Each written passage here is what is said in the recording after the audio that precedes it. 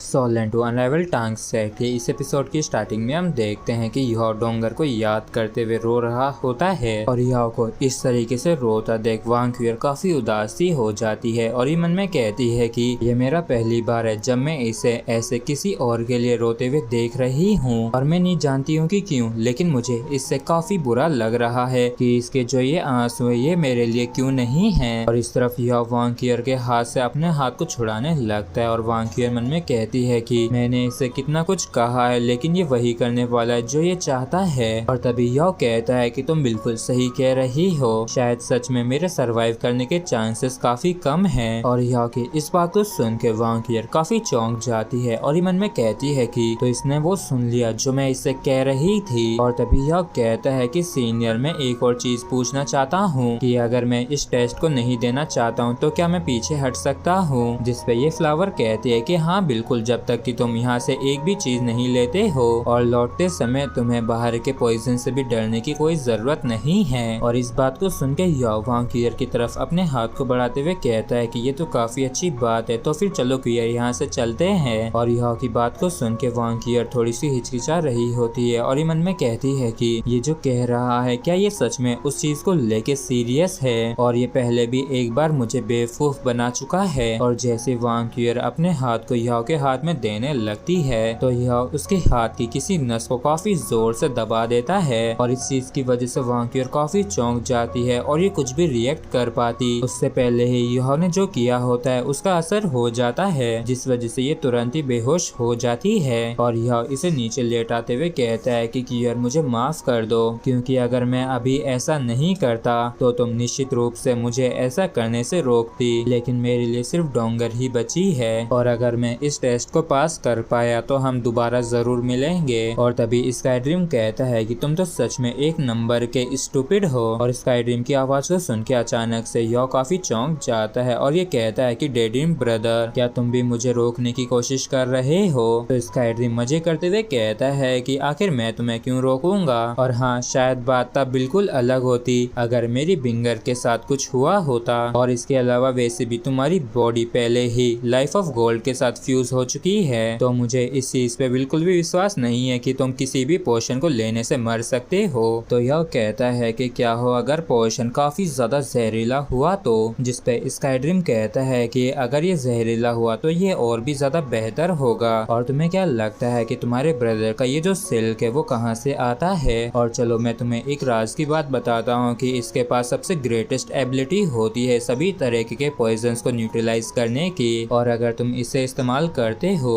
तो तुम किसी भी तरीके के पॉइजन को दूर रख सकते हो, और यहाँ तक कि सिर्फ इसके अकेले सेंट से भी। और इन चीजों को सुन के युवा के काफी तगड़े वाले होश उड़ जाते हैं और ये काफी परेशान होते हुए वांग क्यूर की तरफ देखते हुए मन में कहता है कि अरे भाई तूने मुझे इस बारे में पहले क्यों नहीं बताया, और इसे कैसा लगेगा जब होश में आने के बाद इसे इस बारे में पता चलेगा। तो स्काई ड्रीम हंसते हुए कहता है कि क्योंकि उस समय तुम्हारा ये ब्रदर सो रहा था। तो स्काई ड्रीम की आगे यह हार मानते हुए कहता है कि ठीक है तुम जीत गए। और फिर यह आगे आके इस फ्लावर से कहता है कि सीनियर प्लीज आप मुझे वो पोशन दे दीजिए, मैं अपनी इच्छा से आपके इस टेस्ट को स्वीकार करना चाहता हूँ। और इस चीज को सुनकर ये फ्लावर भी काफी खुश हो जाती है और ये कहती है कि ऐसा दिखता है कि तुम काफी ज्यादा साहसी हो, और चलो मुझे सोचने दो कि तुम्हें किस तरीके का पोशन देना चाहिए। और इस चीज को सुन के युवा मन में कहता है कि क्या ये खुद भूल गई है कि ये कौन सा पोशन मुझे देने वाली थी। और फिर ये इससे कहता है कि क्या हुआ, क्या आपने इस चीज को पहले से डिसाइड नहीं कर रखा था क्या। तो ये फ्लावर कहती है कि मैंने काफी लंबे समय तक जिया है तो मेरी याददाश्त का तो खराब होना नॉर्मल सी बात है, और चलो मुझे देखने दो। और इतना कह के ये अपने अंदर से एक लाइट को याओ के ऊपर डालने लगती है और मन में कहती है कि चलो मुझे तुम्हारी बॉडी कंडीशन देखने दो जिससे कि मैं तुम्हें एक काफी सुटेबल पोशन दे सकूं। जबकि इस तरफ याओ काफी ज्यादा चौंक गया होता है और ये कहता है कि आखिर ये तुम क्या कर रही हो। जबकि याओ परेशान होते हुए मन में कहता है कि इस प्रेशर से मैं बच के नहीं जा सकता हूँ। और फिर ये फ्लावर कहती है कि जो मैं देखना चाहती थी वो मैंने देख लिया है और मैं तुम्हें ये दूंगी। तो यह पूछता है कि ये क्या है और इसे मैं कैसे खाऊंगा। जबकि इस तरफ ये फ्लावर काफी इविल तरीके से हंस रही होती है और कुछ समय बाद वांग क्यूर को भी होश आ जाता है और ये कुछ दूरी पे युवा को चुपचाप बैठे हुए देखती है। तो ये कहती है कि इडियट तुम ये क्या कर रही हो। और ये तुरंत ही अपने गोल्डन ड्रैगन स्पीयर को बाहर निकाल लेती है और अपने स्पीयर स्पीयर की नोक पे इस फ्लावर को धमकाते हुए कहती है कि आखिर तुमने इसे क्या दिया है। तो ये फ्लावर हंसते हुए कहती है कि चिंता मत करो, मैंने इसे कोई खतरनाक चीज नहीं दी है और अगर तुम चाहो तो मैं ये तुम्हें भी दे सकती हूँ। जबकि इस तरफ वांक्यूअर इसकी एक बात पे भी ध्यान नहीं देती और ये गुस्से से कहती है कि अगर इसे कुछ भी होता है तो यहाँ तक कि अगर मुझे अपनी जिंदगी का भी बलिदान देना पड़े, लेकिन तब भी मैं तुम्हारे टुकड़े टुकड़े करके रहूंगी। तो ये फ्लावर कहती है कि जो तुम कह रही हो क्या उस चीज को लेके तुम सच में श्योर हो, और मुझे सच में नहीं पता कि तुम्हारा ये कॉन्फिडेंस कहाँ से आ रहा है। और इस फ्लावर की बात को सुनते ही वांक्यूअर अपनी टेरिफाइंग स्ट्रेंथ रिलीज करने लगती है, जो कि वाकई में काफी ज्यादा खतरनाक होती है, क्योंकि वांक्यूअर ने गोल्डन ड्रैगन गॉड के प्राइड को इस्तेमाल किया होता है, जिस वजह से ही इसके अंदर से इतनी ज्यादा पावर बाहर निकल रही थी। और वांक्यूअर के इतनी ज्यादा पावर को देख के ये फ्लावर भी काफी घबरा जाती है और ये कहती है कि आखिर तुम्हारे पास ये पावर कैसे हो सकती है। और इसी के साथ फ्रेंड्स एपिसोड भी हमारा यहीं पे खत्म होता है। अगर आप लोगों को वीडियो अच्छा लगा हो तो प्लीज चैनल को सब्सक्राइब और वीडियो को लाइक करना बिल्कुल भी ना भूलें। Thank you. Soul Land two Unrivaled Tang sect के इस एपिसोड की स्टार्टिंग में हम देखते हैं कि वांक्यूअर काफी खतरनाक तरीके से अपने ऑरे को रिलीज कर रही होती है, जबकि इस तरफ ये फ्लावर जो होती है ये वांक्यूअर की पावर को देख के काफी हैरान होती है और ये कहती है कि आखिर तुम्हें अचानक से ये पावर कहाँ से मिल गई। जबकि इस तरफ वांक्यूअर काफी ज्यादा गुस्से में होती है और ये इसे धमकाते हुए कहती है कि चलो अब मुझे बताओ कि तुमने इसे क्या दिया है, और अगर इसे कुछ भी होता है या फिर ये मरता है तो ध्यान रखना कि मैं तब तक नहीं रुकूंगी जब तक कि मैं तुम्हें नहीं मार देती हूँ। और इतना कह के वांक्यूअर अपनी पावर को इस फ्लावर के ऊपर रिलीज करने लगती है। तो ये फ्लावर काफी घबरा जाती है और ये कहती है कि शांत हो जाओ, मैंने इसे कुछ भी जहरीला नहीं दिया है। और जैसे ही वांक्यूअर सुनती है कि इसने कोई भी जहरीली चीज युहा को नहीं दी है तो ये शांत हो जाती है। जबकि इस तरफ ये फ्लावर भी राहत की सांस लेते हुए कहती है कि हाँ, मैंने इस तरीके की बात इस तरीके से इसलिए कही थी क्योंकि इस रूल को उस बंदे के द्वारा सेट किया गया था और तो और यहाँ पे ज्यादा हर्ब्स भी नहीं बची हैं, और इस तरीके से वो इस चीज को सुनिश्चित करना चाहता था कि जो लोग यहाँ पे आ रहे हैं वो सिर्फ दूसरों को बचाने के इरादे से ही आए। और तो और इस तरीके से ये भी देखा जाता है कि लोगों के अंदर इस टेस्ट को देने का साहस है या नहीं। और ये काफी खुश होते हुए कहती है कि और इसने उसे खा लिया है और इसने ऐसा करके ये प्रूव कर दिया है कि ये सब कुछ सेक्रीफाइस कर सकता है उस पर्सन के लिए जिसे ये बचाना चाहता है, और इसके साथ ही इसने मेरे अप्रूवल को हासिल कर लिया है। तो वांक्यूअर हैरान होते हुए कहती है कि आखिर इसका क्या मतलब है। और फिर ये फ्लावर कहती है कि उस पर्सन ने कहा था कि ये पर्सनैलिटी टेस्ट है कि अगर कोई पर्सन बिना किसी हिचकिचाहट के इस फ्रूट को खाने की हिम्मत करता है तो इससे ये प्रूव हो जाता है कि वो पर्सन एक अच्छा पर्सन है, और जो फ्रूट मैंने इसे दिया है वो एक तरीके की इमॉर्टल हर्ब ही है जो कि इसके लिए काफी ज्यादा सुटेबल है, और इसे तो उस चीज के लिए मुझे धन्यवाद भी करना चाहिए। और हाँ, तुम दोबारा कभी अपनी उस पावर को इस्तेमाल मत करना, और यहाँ तक कि वैसे शायद मैं उस पावर के खिलाफ तुम्हें मैं ना रोक पाऊँ, लेकिन तुम भी ये जान लो कि तुम डेफिनेटली मारी जाओगी अगर तुमने उसे इस्तेमाल किया तो वांक्यूअर याओ की तरफ देखते हुए कहती है कि मुझे इस चीज की जरा से भी परवाह नहीं है, और जब तक कि तुम उसे हर्ट नहीं करती हो मैं तुम्हें हर्ट नहीं करूंगी। जबकि इस तरफ साइड में याओ चुपचाप बैठ के उस हर्ब को एब्जॉर्ब कर रहा होता है और ये परेशान होते हुए मन में कहता है कि इस पोशन का जो असर है वो काफी तेजी से फैलना शुरू कर दिया है, और मैंने अपनी सोल पावर से एक डिफेंस लाइन बना दी है जिससे कि मैं इसे और भी ज्यादा फैलने से रोक सकूंगा। लेकिन जैसे ही ये पोशन वहां तक पहुंचता है याओ की जो डिफेंस लाइन होती है सोल पावर की वो इससे भिड़ के चकनाचूर हो जाती है, और इस चीज को देख के याओ काफी हैरान होता है और कहता है कि आखिर ये काम क्यों नहीं कर रही है, और तो इसने मेरी नसों में खून के साथ फैलना शुरू कर दिया है। इसके बाद हमें करीब एक आध घंटे बाद का सीन दिखाया जाता है जहाँ पे याओ इस पोशन को रोकने की काफी मशक्कत कर रहा होता है, और ये परेशान होते हुए मन में कहता है कि मैं करीब करीब अपनी लिमिट्स तक पहुँच गया हूँ, और अगर मैंने अपनी खून की नसों को बंद किया तो इसका मतलब ये होगा कि मैं अपने दिल को धड़कने से रोक रहा हूँ, और अगर मैं इस पोशन से भी नहीं मरता हूँ तो मैं निश्चित रूप से ऑक्सीजन पोशन की कमी की वजह से जरूर मारा जाऊंगा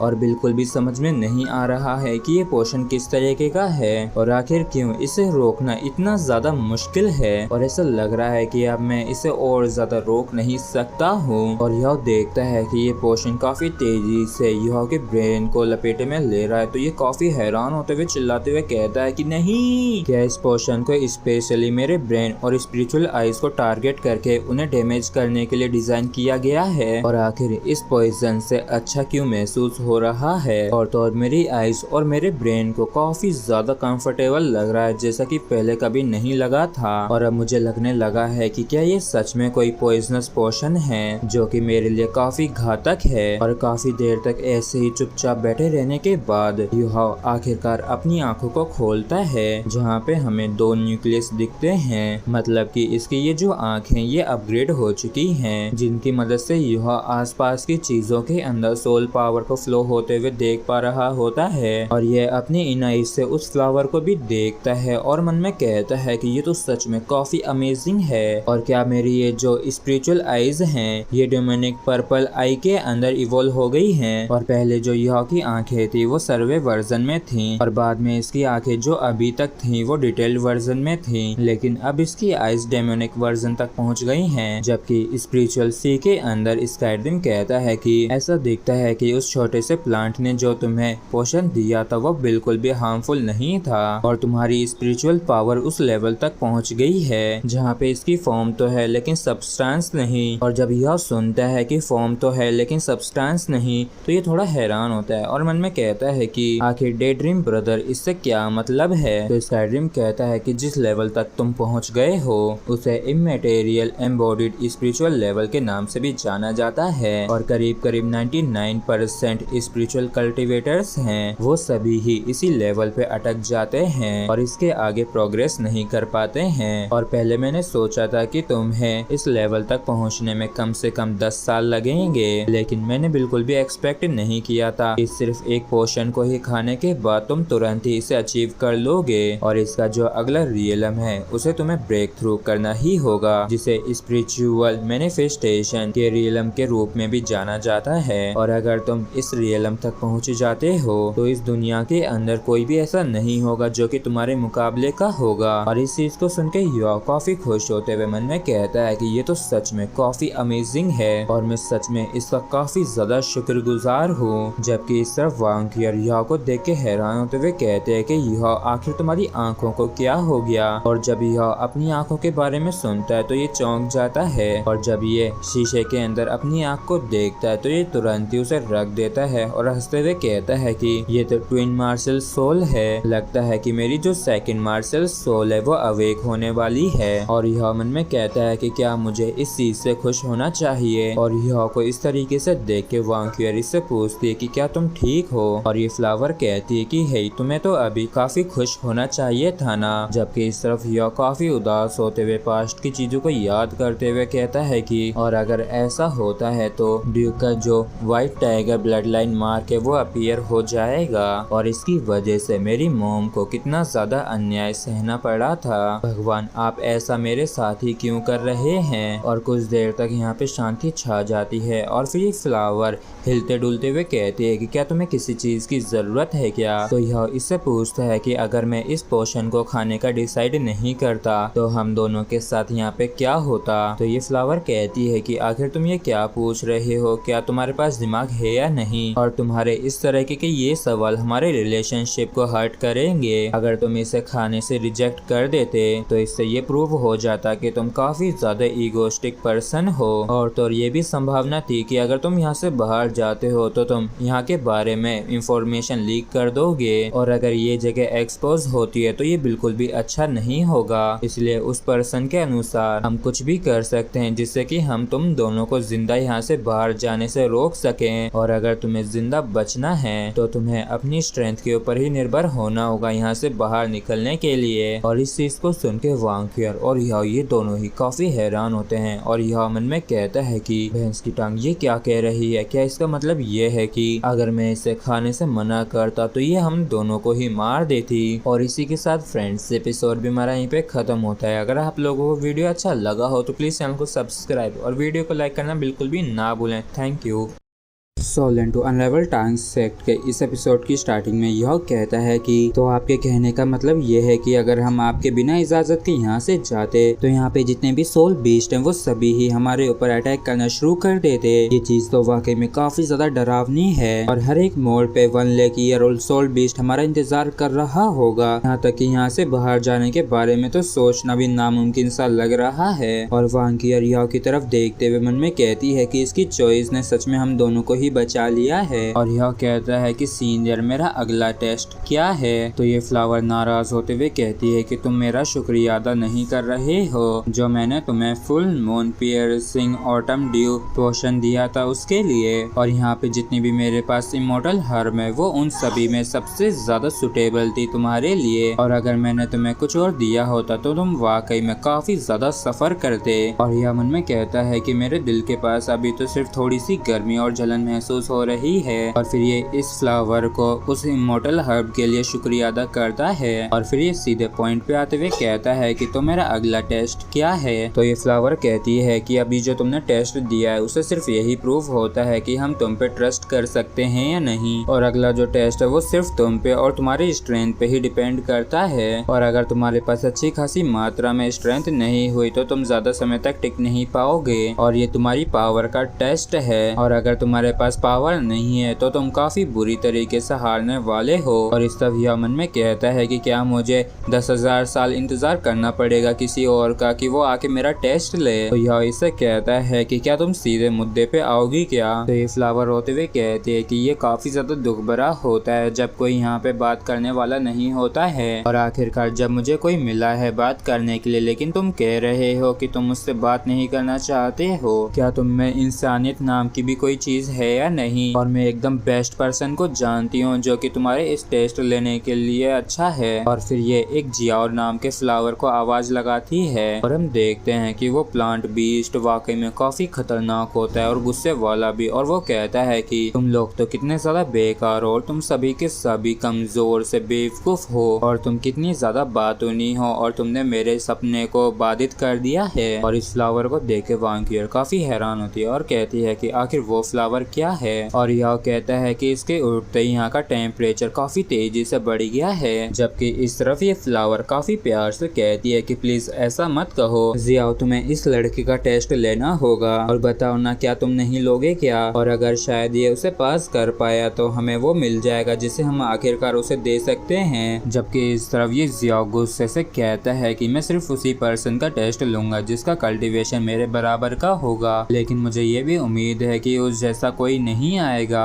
तो ये फ्लावर इससे कहती है कि आखिर ये तुम क्या कह रहे हो, क्योंकि ये चीज हमारे कोई भी मतलब की नहीं है और अगर उसने हमारी मदद नहीं की होती तो उस साल हम मर चुके होते। और अगर तुम ये नहीं करना चाहते हो तो यहाँ पे स्टार एनिस भी है जो ऐसा कर सकता है। और इस चीज को सुन के जियाओ काफी चौंक जाता है और ये गुस्से से भड़कते हुए कहता है कि आखिर तुम ये क्या बेकार की बकवास कर रही हो और क्या तुम ये कहना चाहती हो कि मैं स्टार एनिस जितना बिल्कुल भी अच्छा नहीं हूँ। और फिर ये काफी गुस्से से अपनी पावर को रिलीज करने लगता है और ये कहता है कि चलो अब तुम यहाँ पे आओ और मैं तुम्हें सिखाता हूँ कि असली स्ट्रेंथ क्या होती है। और जियाओ के इस रौद्र रूप को देख के यह भी काफी हैरान होता है। जबकि ये फ्लावर कहती है कि चलो फिर ठीक है अब तुम जाओ। उसका नाम ब्लेजिंग सनफ्लेयर है और ये भी एक इमोर्टल हर्ब है जो कि इवॉल्व हुई है और इसका भी cultivation level 1 lakh year old का है, इसलिए इसकी लिक्विड फ्लेम से बच के रहना। जबकि सफिया मन में कहता है कि वैसे तो मैं मरने से नहीं डरता हूँ लेकिन तब भी ये कुछ ज्यादा ही हो जाएगा। और इसका जो 1 लाख ईयर का कल्टीवेशन है जिसकी वजह से हमारे बीच के कल्टीवेशन का जो गैप है वो कुछ ज्यादा ही बड़ा है और ये बिल्कुल वैसा ही है जैसे कि तुम मुझसे मरने के लिए कह रही हो। तो ये फ्लावर कहती है कि इडियट, किसने कहा कि तुम उस फ्लावर से लड़ने जा रहे हो, क्योंकि जब तुम उसके पास जाओगे तो वो बस तुम्हारा टेस्ट ही लेगा जिससे सिर्फ तुम्हें पास करने की जरूरत होगी। और इस चीज के लिए यह भी मान जाता है और यह मन में कहता है कि जब से मेरी स्पिरिट आइज इवॉल्व हुई हैं उसके बाद से मैं बाकी लोगों की जो जनरल फीलिंग्स है उन्हें समझ सकता हूँ। और जब मैं क्यूयर की तरफ देखता हूँ तो उसे देख के ऐसा देखता है कि वो पूरी तरीके से चिंताओं से घिरी हुई है, जबकि सीनियर के हमारे प्रति किसी भी तरीके के बुरे इरादे नहीं हैं। और तौर में बाकी के इमोर्टल हर्ब से भी द्वेष की भावनाओं को महसूस कर सकता हूँ, लेकिन वो तब गायब हो गई थी जब मैंने पहले वाले टेस्ट को पास कर लिया था। और मेरे सामने जो सोल बीस्ट है उसका कल्टीवेशन 1 लाख ईयर का है और तो यहाँ का वातावरण भी उसके अनुकूल है, जिसकी वजह से मैं उसके अपोनेंट बनने के भी काबिल नहीं हूँ। लेकिन सीनियर के अनुसार मुझे उसे हराने की कोई भी जरूरत नहीं है, मुझे बस ज्यादा से ज्यादा लंबे समय तक उसके सामने टिके रहने की कोशिश करनी है जिससे कि मैं इस टेस्ट को पास कर सकूं। के बाद हम देखते हैं कि युहा उस जियाओ फ्लावर के पास आ जाता है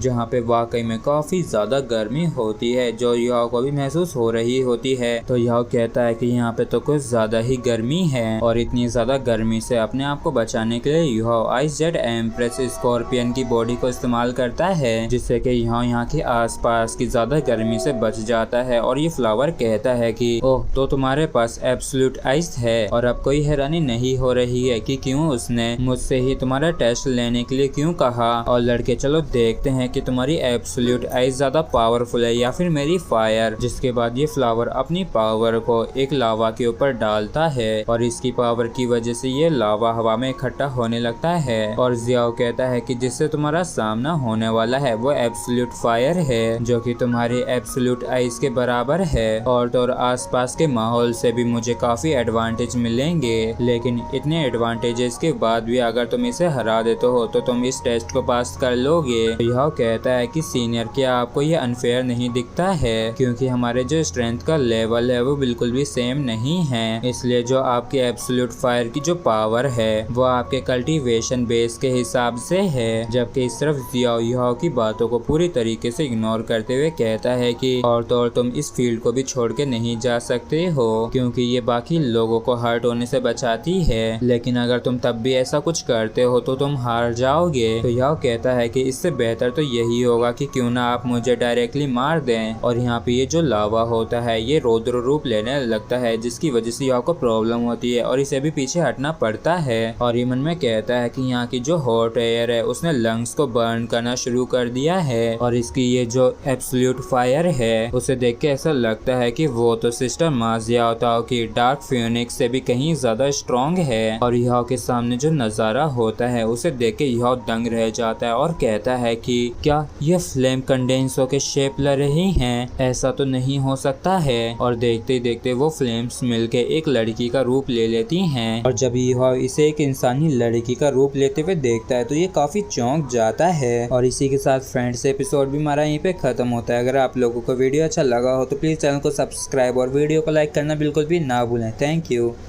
stolen two Unrivaled Tang's Sect के इस एपिसोड की स्टार्टिंग में हम देखते हैं कि जियाओ की पावर की वजह से वहाँ का जो लावा होता है वो ह्यूमन फॉर्म ले लेता है, जिस चीज को देख के युहा भी थोड़ा हैरान होता है और इसे देखते हुए मन में कहता है कि नहीं, देख के ऐसा लगता है कि इसकी बॉडी सोल एनर्जी से बनी हुई है और तौर में इसके अंदर से आते हुए स्ट्रॉन्ग के लिए इंटेंट को भी महसूस कर सकता हूँ और ये तो वाकई में काफी अमेजिंग है। तो फिर चलो देखते हैं कि ये क्या कर सकती है। और तभी हम देखते हैं कि ये फ्लेम गर्ल काफी तेजी से युहा की तरफ बढ़ने लगती है और ये काफी खतरनाक तरीके से युहा के ऊपर अपनी स्वॉर्ड से अटैक करने लगती है। तो इसे ऐसा करता देख युहा भी काफी हैरान होता है और ये मन में कहता है कि आसपास के जितने भी फायर पार्टिकल्स है वो सभी ही इसकी स्वॉर्ड के अंदर इकट्ठे होने लगे हैं और पलक झपकते जो पहले इसकी छोटी सी स्वॉर्ड थी वो काफी बड़ी हो गई है। और ऐसा देखता है कि सपोर्ट के रूप में यहाँ पे इसे लिमिटलेस सोल एनर्जी मिल रही है जिससे कि ये एडवांटेज में है। और यह इस फ्लेम गर्ल के स्वॉर्ड अटैक को डॉज करने के लिए शैडो घोस्ट रिफ्लेक्सिंग स्टेप्स को इस्तेमाल करता है जिससे कि यह आराम से इस फ्लेम गर्ल के स्वॉर्ड अटैक से बच जाता है और ये तुरंत ही साइड में आके उसके ऊपर आइस ब्लास्ट से अटैक कर देता है। लेकिन ये फ्लेम लेडी बड़ी ही आसानी से इसे ब्लॉक कर लेती है और इस अटैक को ब्लॉक करने के लिए इसने आसपास के लावा का इस्तेमाल किया होता है। और जब ये युहा के अटैक को ब्लॉक कर लेती है तो युहा भी काफी हैरान होता है और तभी अचानक से ये किसी तरीके की फुट स्टेप टेक्निक को इस्तेमाल करती है और एक ही झटके में यह के सामने आ जाती है और इसे ऐसा करता देख यह भी काफी चौंक जाता है और ये मन में कहता है कि क्या इसने तो बस सिर्फ एक नजर देखने से ही मेरी फुट स्टेप वाली टेक्निक को कॉपी कर लिया और उसे इस्तेमाल भी कर पा रही है। और यह की इस टेक्निक का फायदा उठा के ये फ्लेम लेडी काफी तेजी से यह के करीब आ जाती है और ये यह के ऊपर काफी खतरनाक अटैक करने लगती है। और इस नजारे को देख के वांकियर काफी हैरान होती है और ये कहती है कि ये तो नामुमकिन है और इस फ्लेम लेडी के अटैक के लग जाने से पहले ही यह यहाँ से डिसअपियर हो जाता है और ये तुरंत ही टेलीपोर्ट करके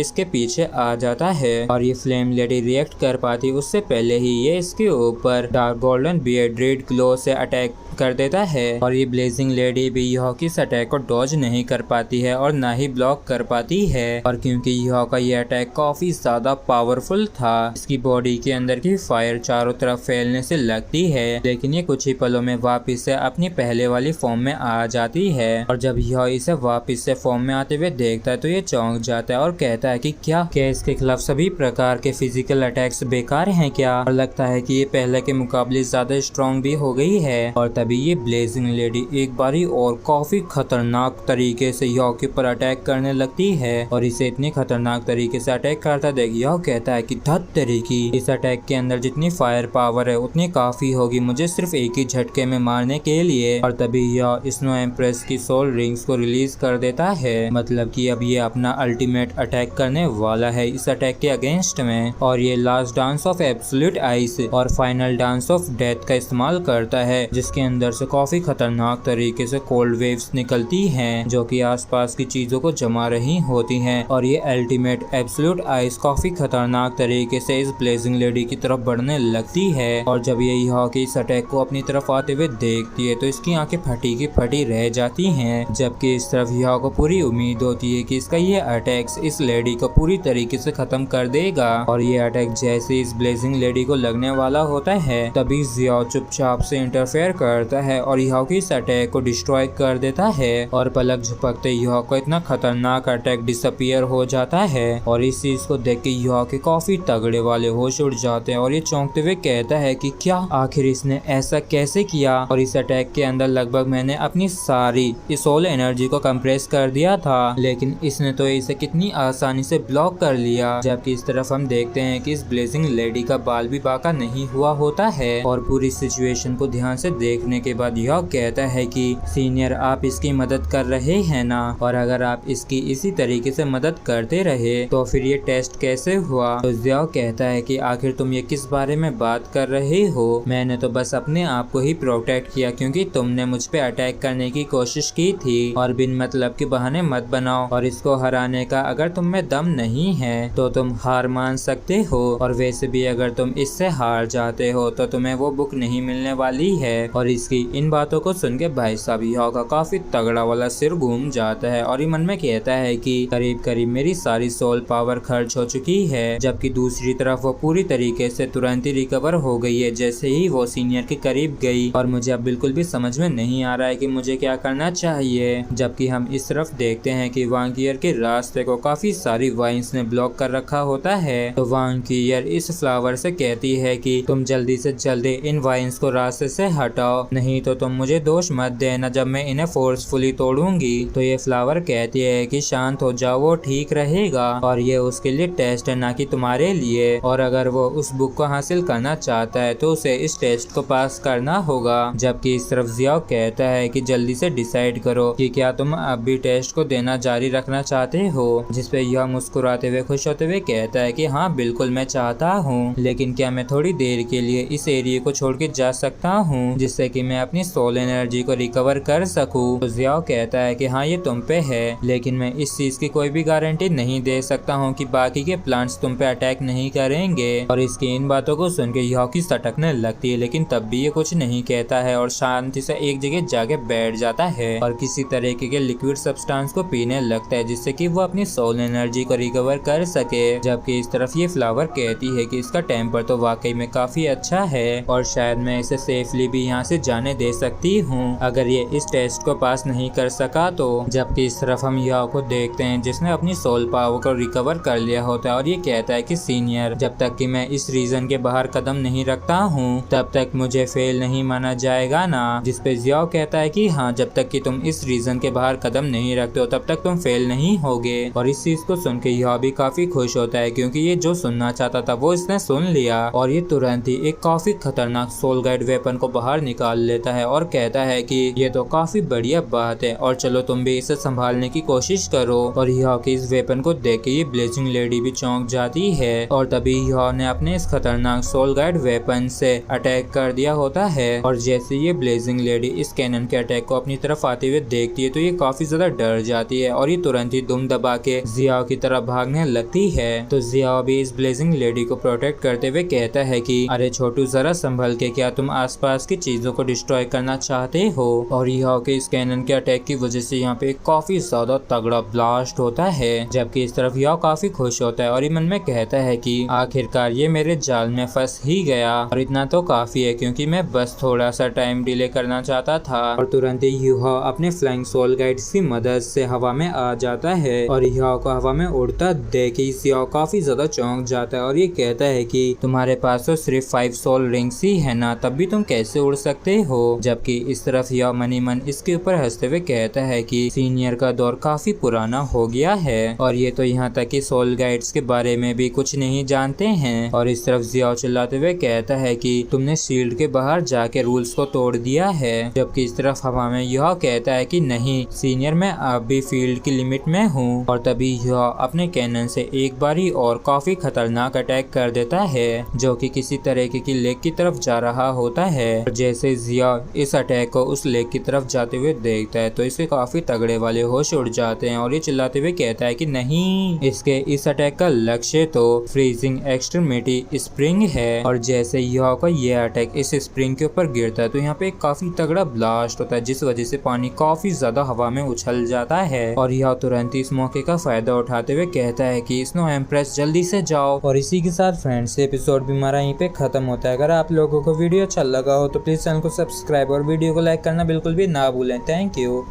सोल्डेन टू अनरावल टांग्स के इस एपिसोड की स्टार्टिंग में हम देखते हैं कि यह मनी मन काफी खुश हो रहा होता है और ये मन में कहता है कि ब्लेजिंग सन स्प्रिंग ने मेरी स्ट्रेंथ को कमजोर कर दिया है, लेकिन वो जो एक्सट्रीम चिल आइस रिवर है वो मेरी सबसे बड़ी ताकत बनेगा और उसे एब्सॉर्ब करने से स्नो एम्परर एक बारी और वापिस से snow dance of ultimate ice को इस्तेमाल कर पाएगी। और हम देखते हैं कि snow emperor extreme chill ice river के वाटर को एब्सॉर्ब करने लगी थी, लेकिन देखते ही देखते स्नो एम्प्रेस काफी खतरनाक तरीके से इस वाटर को एब्सॉर्ब करने लगी होती है। और इस चीज को देखे यह चौंक जाता है और ये मन में कहता है कि क्या आखिर स्नो एम्प्रेस पागलों की तरह क्यों इसे एब्सॉर्ब करने लगी है। और ये बिल्कुल भी सही नहीं है क्योंकि सिचुएशन अब आउट ऑफ कंट्रोल होती जा रही है और काफी ज्यादा स्प्रिंग को एब्सॉर्ब करने की वजह से स्नो एम्प्रेस अब अपनी ओरिजिनल फॉर्म में आने लगती है। और इसे देख के यह काफी ज्यादा चौंक जाता है और ये मन में कहता है कि आखिर ये कैसे अपने फाइनल फॉर्म के अंदर इवॉल्व हो गई और मैंने बिल्कुल भी नहीं सोचा था कि कुछ ऐसा भी होगा।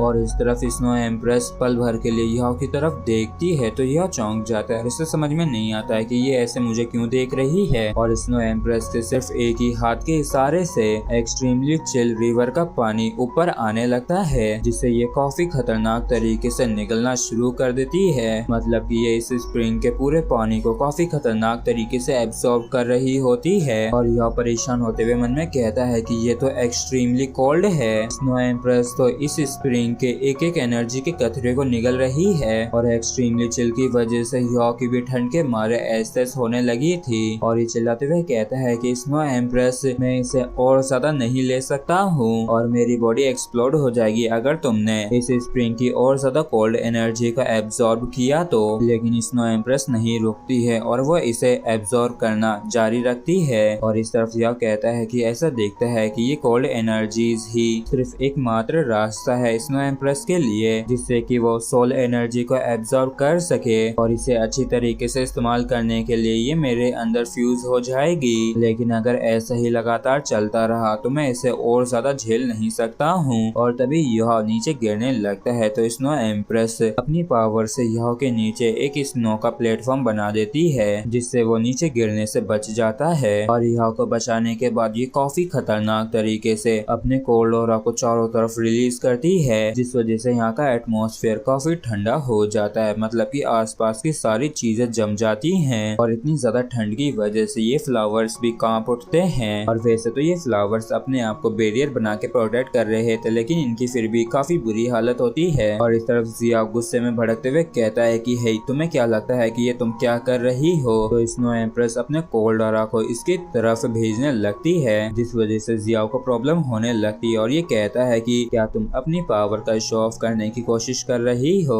तो स्नो एम्प्रेस कहती है कि जैसा कि तुम देख ही सकते हो, लेकिन तब भी तुम्हें अपनी इस छोटी सी आग की चिंगारी के ऊपर घमंड है। और स्नो एम्प्रेस बस अपने एक ही हाथ के इशारे से एक छोटी सी कोल्ड वेव छोड़ती है, जो कि उस ब्लेसिंग लेडी को जा लगती है, जिस वजह से वो डिसइंटीग्रेट होकर यहाँ से गायब हो जाती है। तो इस चीज को देख के जिया को गुस्सा आ जाता है और ये कहता है कि आखिर तुमने क्यों मेरी एब्सोल्यूट फ्लेम को गायब कर दिया? ये तो बस एक टेस्ट था जो कि उसके लिए था, ना कि तुम्हारे लिए। और इसकी बात को सुनकर स्नो एम्प्रेस इसे कातिल निगाहों से देखने लगती है। तो इस निगाहों को देख के जियाओ के भी पसीने छूट जाते हैं और ये घबराते हुए कहता है कि आखिर तुम मुझे उस तरीके से क्यों देख रही हो? और अगर तुमने यहाँ तक कि मुझे छूने की भी हिम्मत की तो हेवंस तुम्हें नहीं छोड़ेगा। और हेवंस का सुन के स्नो एम्प्रेस पास्ट की चीजें याद करने लगती है कि कैसे लोगों ने इसे एक एम्ब्रॉय के अंदर कैद कर दिया था और कैसे इसके खिलाफ लड़के इसे मारने की कोशिश की थी। और उन सारी चीजों को याद करके ये हंसना शुरू कर देती है और ये वाकई में काफी खतरनाक तरीके से हंस रही होती है। और इसे इस तरीके से हंसते देख याओ को भी कुछ भी समझ में नहीं आता है, लेकिन अगले ही मोमेंट में ये अचानक से काफी ज्यादा गुस्सा हो जाती है और कहती है कि क्या तुमने ये कहा है कि अगर मैं तुम्हें छूती हूँ तो हेवंस मुझे पनिश करेगा?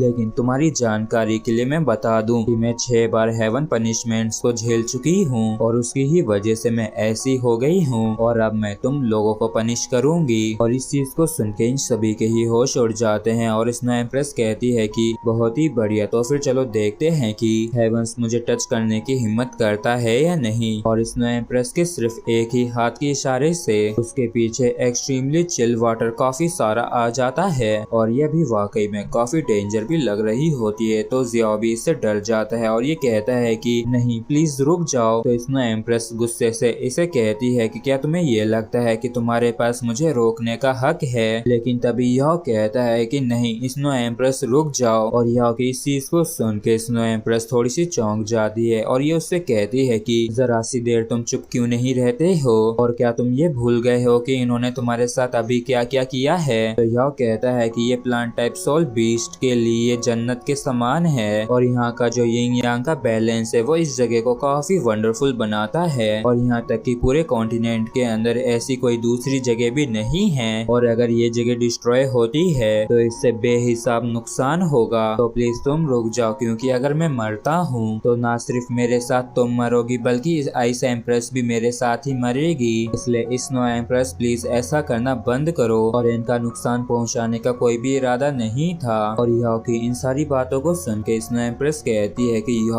क्या टेस्ट में पास हो गया है? जबकि इस तरफ जिया स्नो एम्प्रेस से काफी ज्यादा डरावा होता है। तो ये घबराते हुए कहता है कि हाँ वो पास हो गया है। और फिर ये शांत होते हुए कहती है कि तो फिर ठीक है, तो आप जल्दी से उसे सौंप दो। तो इससे जियाओ को समझ में नहीं आता है कि स्नो एम्प्रेस इससे क्या मांग रही है। तो स्नो एम्प्रेस कहती है कि तुम अच्छे से जानते हो कि मैं क्या कह रही हूँ और मैं करीब करीब अपनी धैर्य की सीमा तक पहुँच गई हूँ। और स्नो एम्प्रेस की इस बात को सुन के ये दोनों ही फ्लावर काफी ज्यादा डर जाते हैं और कहते हैं कि ठीक है जरा 1 मिनट रुको, हम उसे तुम्हारे लिए लेके आते हैं। और वैसे भी हम प्लांट्स के लिए कल्टीवेट करना काफी ज्यादा मुश्किल होता है, लेकिन फिर भी हम तुम्हें एक और गिफ्ट देते हैं, तो प्लीज हम पे थोड़ी सी दया दिखाएं। और फिर ये दोनों इस बुक के साथ साथ 2 हर्ब्स भी देते हैं जिन्हें स्नो एम्प्रेस ले लेती है और यह को देते हुए कहती है कि यह इन दोनों के अंदर प्योर सोल एनर्जीज हैं जिनका कल्टीवेशन कम से कम 10,000 ईयर्स का है और मुझे ऐसा लगता है कि ये तुम्हारे लिए काफी अच्छा होगा, तो तुम इसे ले लो। जबकि इस तरफ यह खड़े होने की भी हालत में नहीं होता है। तो स्नो एम्प्रेस इससे कहती है कि और रही बात तुम्हारी बॉडी की, तो अभी मैंने जो सोल एनर्जी को एब्जॉर्ब किया है वो अभी तुम्हारी बॉडी के अंदर स्टोर हो रखी है और शायद कुछ समय तक तुम्हें इसकी वजह से नुकसान भी पहुँचे, लेकिन अगर तुम इसे झेल के सरवाइव कर लेते हो तो तुम्हें इससे एक काफी बड़ी मदद मिलेगी। और अब ये सिर्फ तुम पे ही है कि तुम इसे हासिल कर सकते हो या नहीं। और इसी के साथ फ्रेंड्स एपिसोड भी हमारा यहीं पे खत्म होता है। अगर आप लोगों को वीडियो अच्छा लगा हो तो प्लीज चैनल को सब्सक्राइब और वीडियो को लाइक करना बिल्कुल भी ना भूलें। Thank you.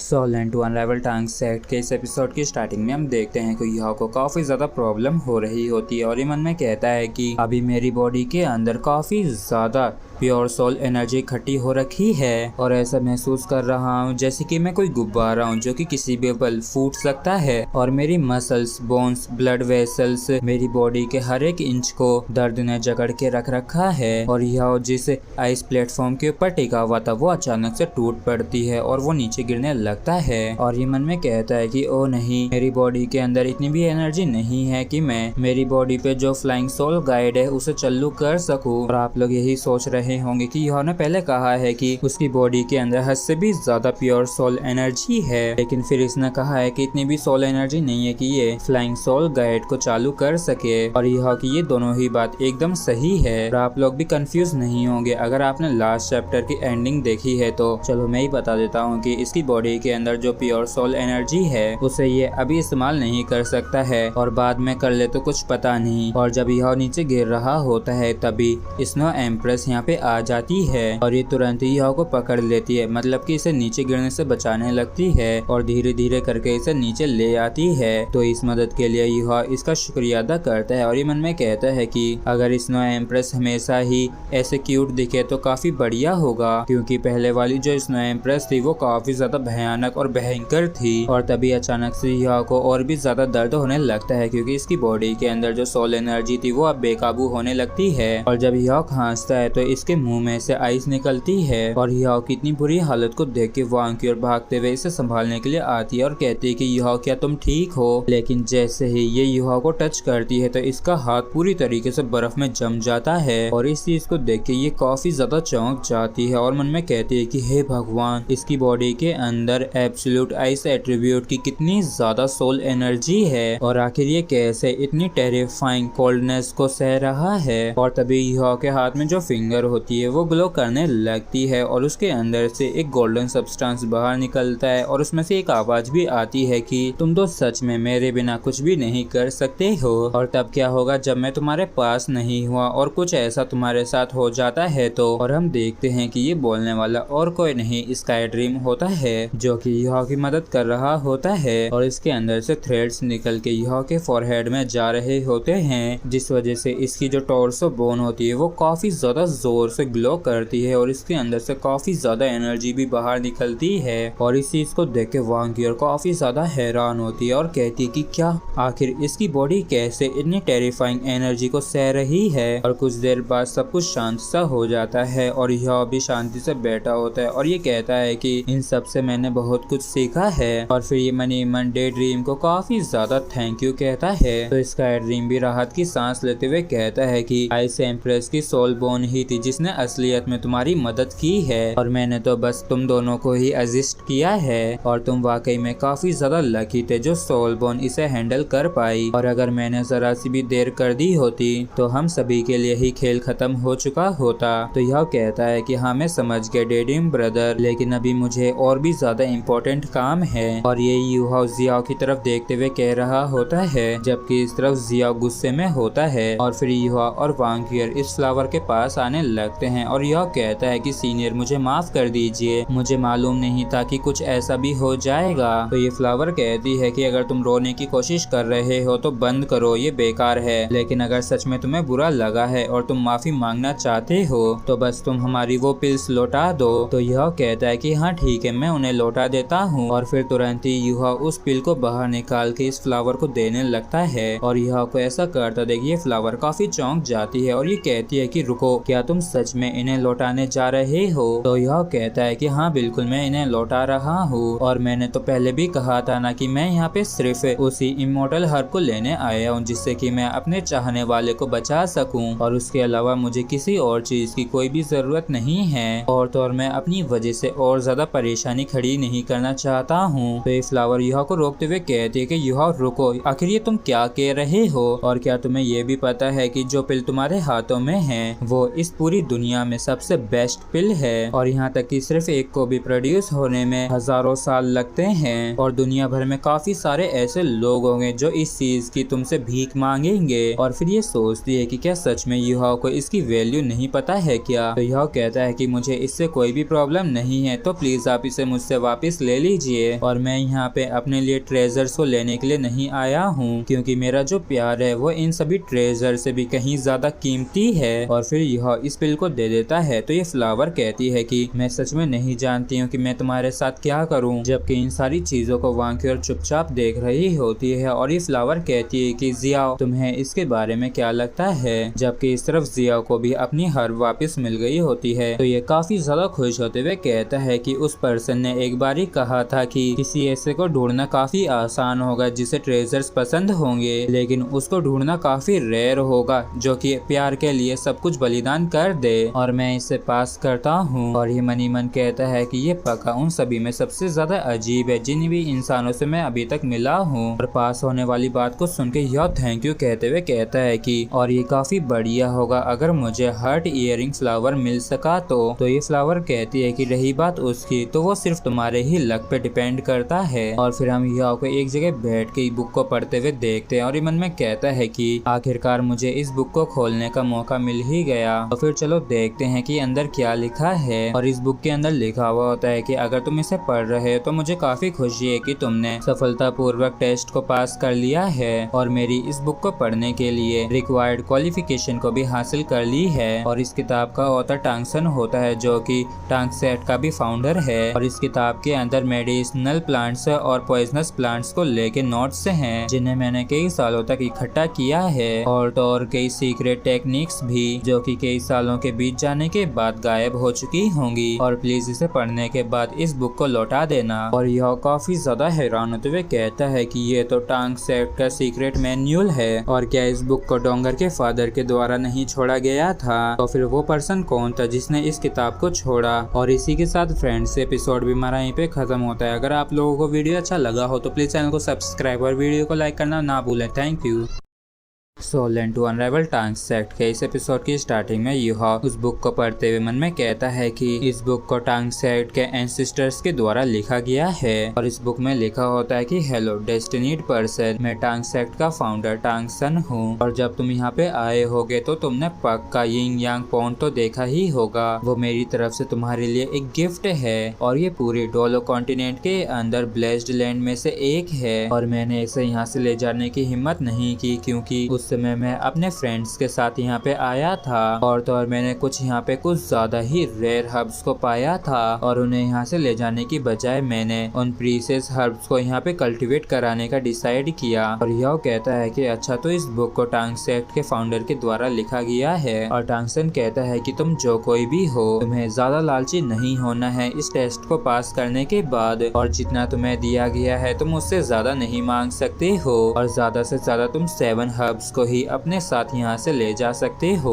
और इन पॉइजनस प्लांट्स की नॉलेज को इस्तेमाल करके कोई भी लोगों को इसे इस्तेमाल करके मार सकता है या फिर इसे इस्तेमाल करके बचा सकता है। और यही एक कारण है कि जिस वजह से मैंने इस किताब को यहाँ पे छोड़ा है। और इस किताब को पढ़ने के लिए सिर्फ वही लोग एलिजिबल हैं जिसने टेस्ट को पास किया हो, और जो कोई भी इस बुक को स्टडी कर रहा है उसे टांगसेट का एक मेंबर भी माना जा सकता है। लेकिन अगर तुम ऑफिशियली टांगसेट को ज्वाइन करते हो तो तुम इस बुक को भी रख सकते हो, लेकिन अगर ज्वाइन नहीं करते हो तो प्लीज तुम इस बुक को पढ़ने के बाद लौटा देना। और हाँ, चिंता मत करो उन रिवार्ड्स की जिन्हें मैंने पहले तुम्हें देने का वादा किया था, लेकिन अगर तुम हमें ज्वाइन करते हो तो तुम और भी ज्यादा नॉलेज को हासिल कर सकते हो। बहुत ही ज्यादा लंबे समय पहले एक जवान आदमी था जो कि प्लांट्स और फ्लावर से काफी ज्यादा प्यार करता था, इसलिए ही वो उन्हें उगाता था, और वो अपना ज्यादातर समय फ्लावर फील्ड के अंदर ही व्यतीत करता था। और वो काफी ज्यादा उदास हो जाता था जब भी कोई फ्लावर मुरझा जाता था, इसलिए उन्हें वो लेके मिट्टी के अंदर दफना देता था। और यहाँ तक कि वो तो उनकी मौत पे रोया भी करता था।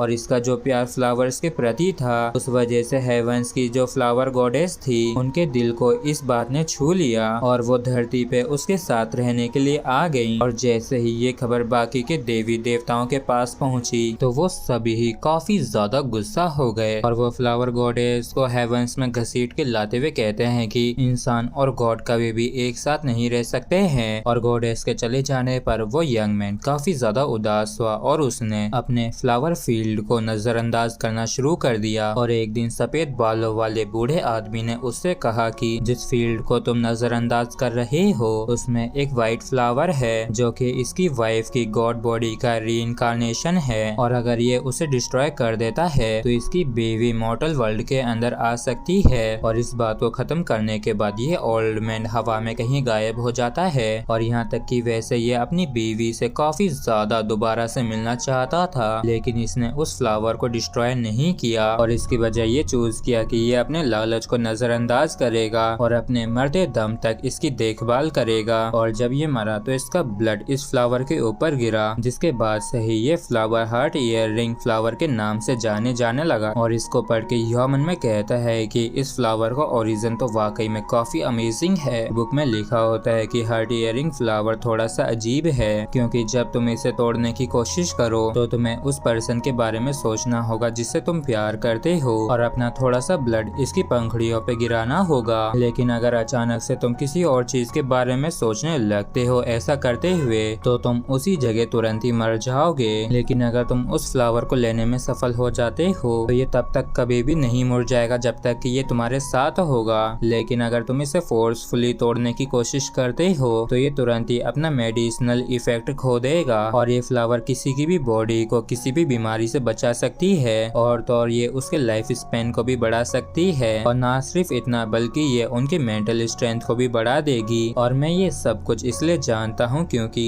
मैं भी यहाँ पे इसी के लिए आया था। और मेरी वाइफ जो थी वो 1 lakh year old soft bone rabbit थी जो कि एक इंसान के रूप में रिबॉर्न हुई थी। और जब मैं जीने मरने के खतरे में था तो मुझे बचाने के लिए तो उसने अपने आप का बलिदान कर दिया और मेरी सोल रिंग बन गई। और मैं इस हार्ट ईयरिंग फ्लावर का काफी ज्यादा शुक्रगुजार हूँ क्योंकि इसने मेरी वाइफ को जिंदा करने में काफी बड़ी मदद की है। और इसलिए यहाँ से जाने से पहले मैंने इसे वापस से लगा दिया और यिंग यांग को यहीं पे ही छोड़ दिया जिससे कि ये इसे सपोर्ट करके बढ़ने में मदद कर सकें। और हार्ट ईयरिंग फ्लावर एक बारी वापस से इंतजार कर रहा है उसके लिए जो कि सच में किसी से प्यार करता हो और उसका ख्याल रखने के लिए यहाँ पे इसकी मदद के लिए आया हो। और हाँ, याद रखना कि भाग्य को फोर्स नहीं किया जा सकता है। और जब यह सेक्रीफाइस और सोल रिंग का पढ़ता है तो ये मन में कहता है कि मैं भी सोल मास्टर हूँ जो कि टांग सेक्ट का एक मेंबर है और इनकी तो स्टोरी बिल्कुल मेरी और डोंगर जैसी ही है। और ना जाने ये दोनों एक दूसरे से कितना गहरा प्यार करते होंगे। और अगर मैं उस सिचुएशन में होता तो क्या मैं अपने आप को सेक्रीफाइस कर सकता किसी और की सोल रिंग बनने के लिए। और बेचारे इस युवा को कोई जाके बताए कि इसे ज्यादा सोचने की जरूरत नहीं है क्योंकि वांक्यूअर ही इसके लिए कुछ ऐसा करेगी। और यह मन में कहता है कि क्या ह्यूमन सच में सोल बीस्ट के साथ एक साथ रह सकते हैं। और ये तो वाकई में दिल को छू जाने वाली कहानी है। और वैसे तो इस बुक के अंदर मेंशन किया गया है कि आखिर में उन्होंने अपनी बीवी को बचा लिया, लेकिन इसमें ऐसा कुछ भी नहीं बताया गया है जो कि ये बताए कि उन्हें कितने ज्यादा दर्द और सफरिंग से गुजरना पड़ा उसे हासिल करने के लिए। और मुझे ये लगता है कि इस बारे में सिर्फ एल्डर टांग को ही पता होगा। डोंगर, अगर कभी वो समय आता है जहाँ मुझे तुम्हारी सोल रिंग बनने की जरूरत पड़े तो मैं खुशी खुशी अपना त्याग कर दूंगा सिर्फ तुम्हारा एक हिस्सा बनने के लिए, जिससे कि मैं हमेशा हमेशा के लिए तुम्हारा ध्यान रख सकूं। और जब से मैंने अंकल न्यूतियान के इस लेटर को देखा है उस लम्हे के बाद मैंने सनसेट फॉरेस्ट के अंदर एंटर किया, जिसके बाद यिंग यांग पॉन्ड में और कितनी ज्यादा मुश्किलों से होकर गुजरने के बाद आखिरकार मैंने इस किताब को हासिल कर ही लिया। और इस पूरे समय के दौरान मैंने महसूस किया कि मेरा दिल तुम्हारे प्रति काफी ज्यादा स्ट्रॉन्ग होता जा रहा है। और जब मुझे एल्डर टांग और उनकी वाइफ के बीच की लव स्टोरी के बारे में पता चला जो कि अपने प्यार के लिए कुछ भी करने के लिए तैयार थे तो मेरा दिल भी पहले के मुकाबले और भी ज्यादा क्लियर हो गया है। और तो और अब मैं ये भी देख सकता हूँ कि मेरी क्यूर के लिए किस तरह की फीलिंग्स हैं। और मुझे ऐसा लगता है कि उसका अपीयरेंस गॉडेस ऑफ लाइट से काफी ज्यादा मिलता जुलता है। और अब मुझे डर है कि कहीं मैं उसके प्यार में न पड़ जाऊं और तुम्हें धोखा दे दूं। और इसी के साथ फ्रेंड्स हमारा एपिसोड भी यहीं पे खत्म होता है। अगर आप लोगों को वीडियो अच्छा लगा हो तो प्लीज चैनल को सब्सक्राइब और वीडियो को लाइक करना बिल्कुल भी ना भूलें। Thank you.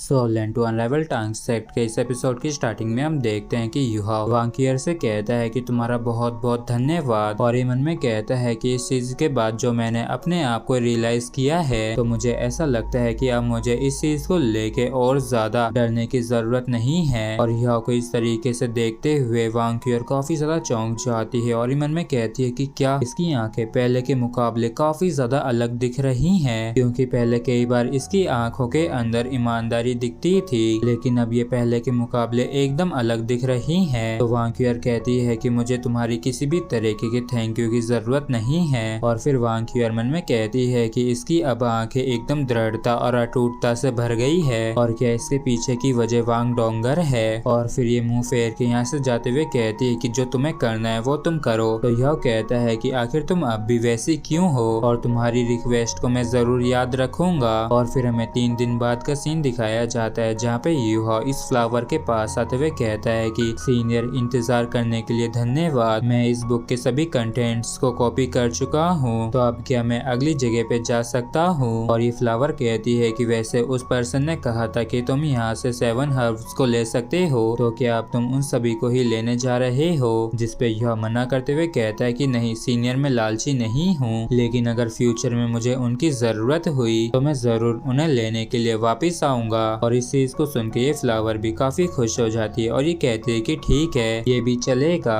और अगली चीज के लिए गुड लक। और फिर हम युहाओ से कुछ ही दूरी पर हार्ट इयरिंग फ्लावर को देखते हैं और युहाओ मन में कहता है कि डोंगर, मैं उम्मीद करता हूँ कि तुम अभी ठीक होगी, और जब हम पहली बार उस समय मिले थे तब तुम वाकई में काफी अजीब थी, और आखिर क्यों तुमने लड़कों का भेष ले रखा था। चलो कोई नहीं, वैसे भी ये काफी बढ़िया बात थी क्योंकि इसी वजह से हम काफी समय एक साथ बिता पाए और यहाँ तक कि हमने साथ मिलके मार्शल सोल फ्यूजन स्किल को भी क्रिएट किया। और कितनी ही मुश्किलें क्यों ना हो, हमने सभी मुश्किलों का सामना एक साथ किया और आखिर में सी गॉड लेक के अंदर मेरे साथ साथ सभी के सामने ही ये रिवील किया कि तुम एक लड़की हो। और डोंगर, मैं सच में स्टूपिड था, नहीं मैं हमेशा एक इडियट ही रहूंगा। और यहाँ तक कि वैसे तुम क्लियर स्काई क्लैन की हायर हो, लेकिन तब भी तुमने मुझ जैसे गरीब फकीर को चूज किया और ऐसा लगता है कि जैसे मैं ही इकलौता इस दुनिया के अंदर सबसे बड़ा स्टूपिड इडियट हूँ। और यहाँ तक कि वैसे अंकल नियो और अंकल ताई ने मेरी पूछताछ की, लेकिन तब भी तुम बिना किसी हिचकिचाहट के मेरे साथ खड़ी रही और सिर्फ तुम इकलौती ही मेरी गॉडेस हो और मैं तुम्हें प्रोटेक्ट करने के लिए कुछ भी करूँगा। डोंगर, मैं सच में तुमसे बेइंतहा प्यार करता हूँ। और युहाओ को इस तरीके से उस हार्ट इयरिंग फ्लावर की तरफ जाता देख वांकियर रोती है और ये मन में कहती है कि इससे मिलने से पहले मैंने खुद से वादा किया था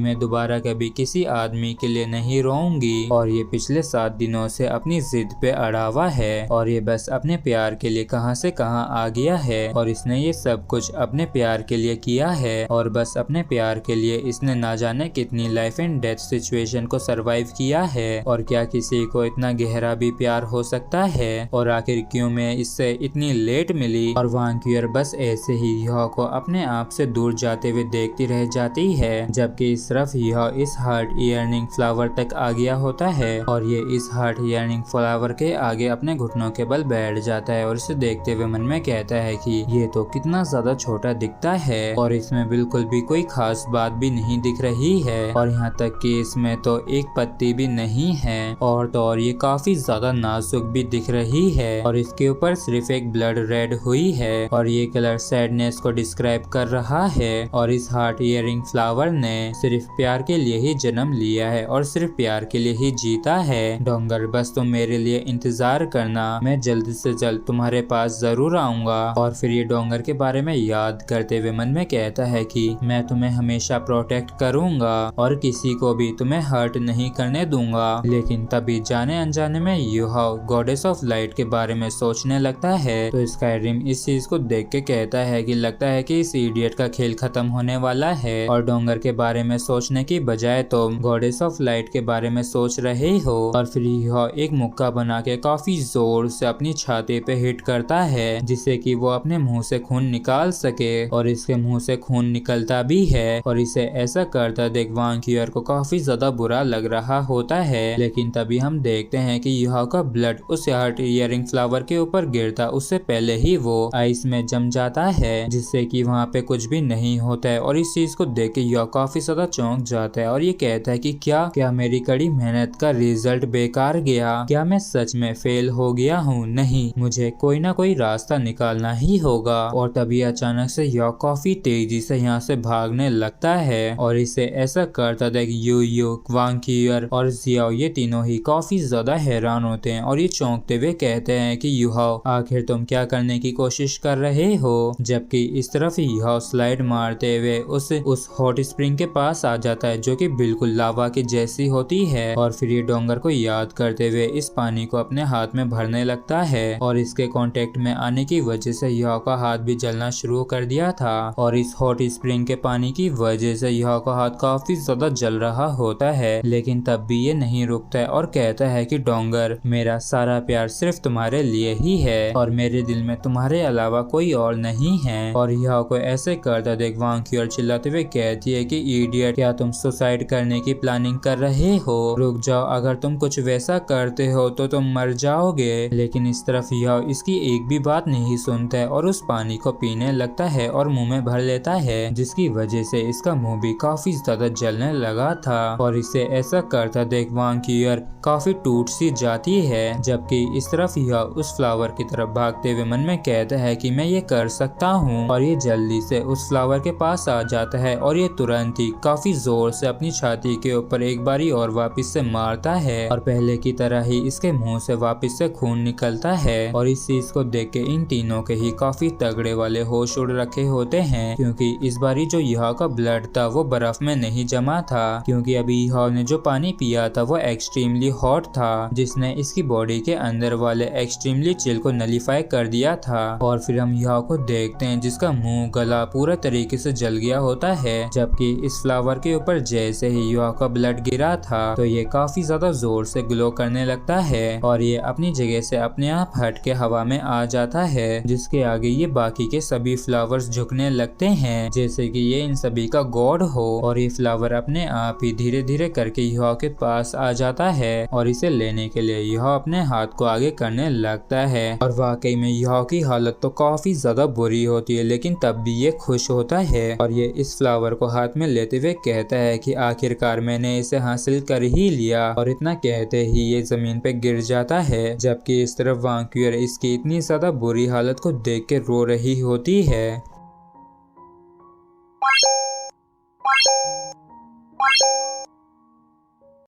सोलेन टू अनराइवल टांग सेक के इस एपिसोड की स्टार्टिंग में हम हार्ट हियरिंग फ्लावर को देखते हैं जो कि सिर्फ प्यार के लिए जन्म लेता है और सिर्फ प्यार के लिए ही मरता है। और वांक्यूअर युहाओ की ऐसी हालत को देख के कहती है कि इसने ये सब कुछ बस उसी के लिए ही किया है और ये युहाओ की ऐसी हालत को देख के रो रही होती है। जबकि इस तरफ युहाओ जो कि काफी ज्यादा जख्मी होता है लेकिन ये फिर भी वांक्यूअर से कहता है कि वांक्यूअर प्लीज, मैं तुमसे भीख मांगता हूँ, प्लीज तुम मुझे उसके पास ले चलो। और इसकी ऐसी हालत को देख के वांक्यूअर को काफी ज्यादा बुरा लग रहा होता है और ये इसके पास बैठ के कहती है कि आखिर तुमने ऐसा क्यों किया। जिसके बाद ये रोते हुए युहाओ से कहती है कि ठीक है, मैं समझ गई और अब तुम बातें करना बंद करो, मैं तुम्हें उसके पास जरूर लेके जाऊंगी। और तभी युहाओ का हाथ नीचे गिर जाता है जबकि युहाओ अब भी डोंगर को ही पुकार रहा होता है और इसे काफी ज्यादा खून की खांसियां भी आ रही होती हैं। और युहाओ की ऐसी हालत को देख के वांक्यूअर मन में कहती है कि अचानक से इसकी पूरी बॉडी के अंदर कोल्डनेस फैल गई है, क्या ये यहाँ पे मरने वाला है?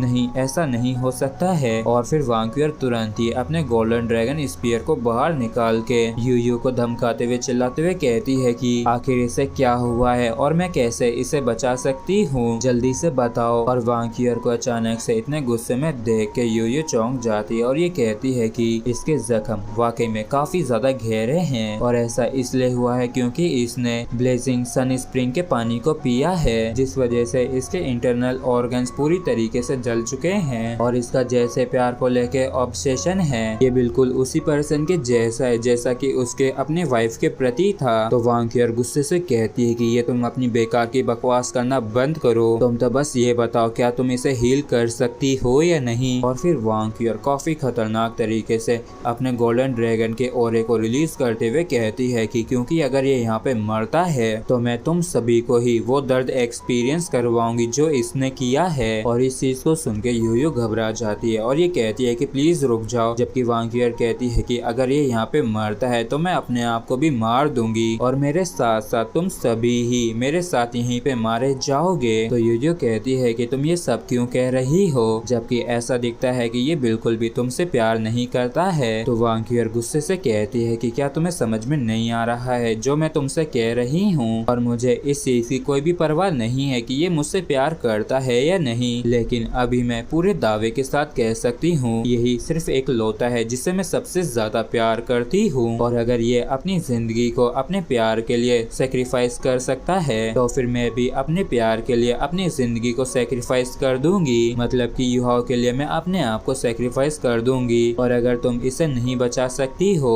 तो मैं अपने लास्ट ट्रम्प कार्ड को इस्तेमाल करूंगी और तुम सभी को ही अपने साथ नरक ले जाऊंगी। जबकि इस तरफ यूयू परेशान होकर मन में सोचती है कि आखिर यंग पीपल ऐसा कुछ क्यों करते हैं जब बात उनके प्यार पे आती है तो। और फिर ये वांग क्यूर से कहती है कि इसे हील करना मेरे लिए तो नामुमकिन है, लेकिन मैं एक रास्ते को जानती हूँ इसे बचाने के लिए, अगर तुम चाहो तो वो मैं तुम्हें बता सकती हूँ। जिसके बाद में शेरक एकेडमी का सीन दिखाया जाता है जहाँ पे डोंगर अकेली उदास बैठी होती है और ये युहाओ को याद करते हुए मन में कहती है कि युहाओ आखिर क्यों तुम मुझे छोड़ के चले गए और क्या अब तुम मुझे धोखा दे रहे हो, लेकिन आखिर क्यों तुम्हें वांग क्यूर के साथ ही जाना पड़ा, क्या मैं तुम्हें अच्छी नहीं दिखती थी, मुझे तो बिल्कुल नहीं लगता है कि तुम मुझे इस तरीके से छोड़ के चले जाओगे, युहाओ क्या कभी तुम दोबारा से लौट के भी आओगे। और फिर डोंगर रोते हुए मन में कहती है कि मैं तुम्हारे बिना जी नहीं सकती हूँ। और वाकई में तब काफी ज्यादा दर्द होता है जब तुम किसी को काफी ज्यादा प्यार करो और वो तुम्हें बिन वजह ही छोड़ के चला जाए। युहाओ प्लीज घर लौट आओ, और अगर तुम लौट के आते हो तो मैं कुछ भी करने के लिए तैयार हूँ, और अगर जरूरत पड़ी तो मैं अपनी जिंदगी को भी बेच दूंगी। और फिर हमें शेरक एकेडमी के बाहर का सीन दिखाया जाता है जहाँ पे जू सांसी टहल रहा होता है और ये मन में डोंगर के बारे में सोचते हुए कहता है कि आजकल डोंगर काफी ज्यादा उदास दिख रही है और मैं बिल्कुल भी नहीं जानता हूँ कि आखिर ये कमीना हुआ युहाओ कहाँ चला गया है और ना जाने वो किस नर्क में होगा अभी। और तभी अचानक से इसका ध्यान किसी पे जाता है जो कि कुछ दूरी पे इससे होते हैं, जो कि इसी की तरफ आ रहे होते हैं, और जैसे ये क्लियरली उन्हें देख पाता है तो इसके काफी तगड़े वाले होश उड़ जाते हैं क्योंकि ये दोनों आने वाले और कोई नहीं युहाओ और वांग क्यूर होते हैं। और कुछ ही पलों में ये खबर वांग डोंगर तक भी पहुंच जाती है और ये कहती है कि क्या ये सच में सच है कि युहाओ लौट आया है, पहले ये बताओ कि वो कहाँ है, सिस्टर नान जल्दी से मुझे बताओ। और जियांग नान बताती है कि वो फ्रंट गेट के सामने है, लेकिन और जियांग नान कुछ आगे कह पाती उससे पहले ही डोंगर बिना सुने आगे चली जाती है, जबकि जियांग नान कहती है कि लेकिन वो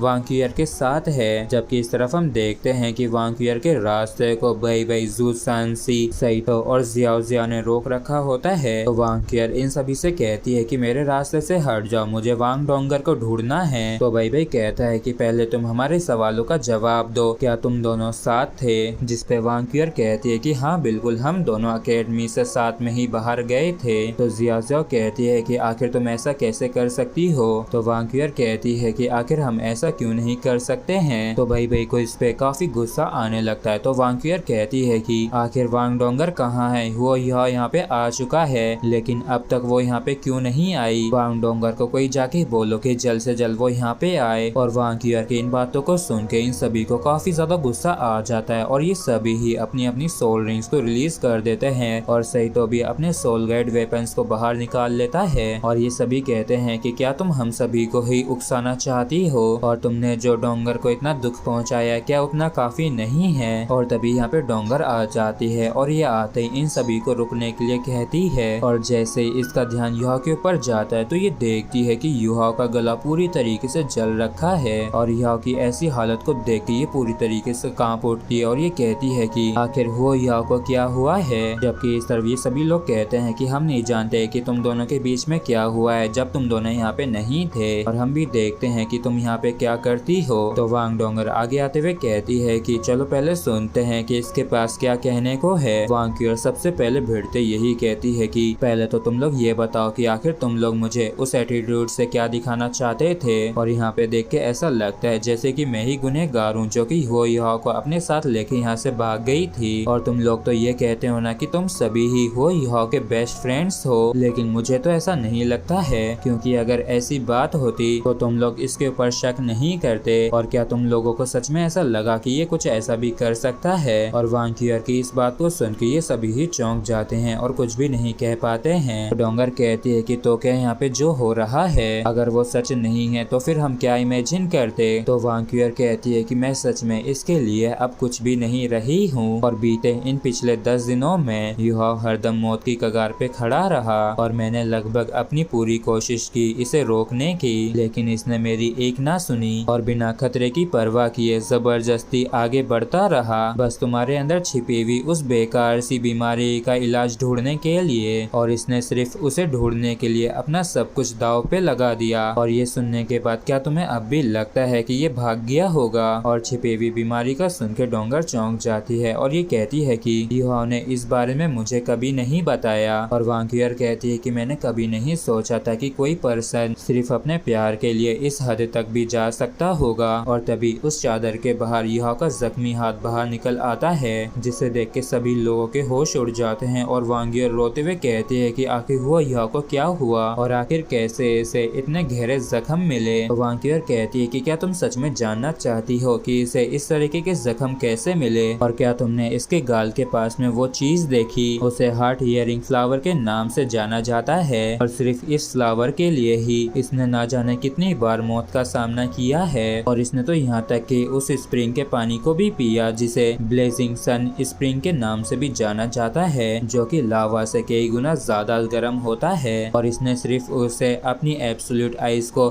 सप्रेस करने के लिए ही पिया था। और जब ये उस ब्लेजिंग सन स्प्रिंग के पानी को हाथ में ले रखा था, उसी से जलने की वजह से इसके हाथ में इतने गहरे जख्म आए, और यहाँ तक कि इसने उस लावा जैसे पानी को पिया भी था, जिसकी वजह से इसकी इतनी बुरी हालत हो गई है। और इसी के साथ फ्रेंड्स एपिसोड भी हमारा यहीं पे खत्म होता है। अगर आप लोगों को वीडियो अच्छा लगा हो तो प्लीज चैनल को सब्सक्राइब और वीडियो को लाइक करना बिल्कुल भी ना भूलें। Thank you.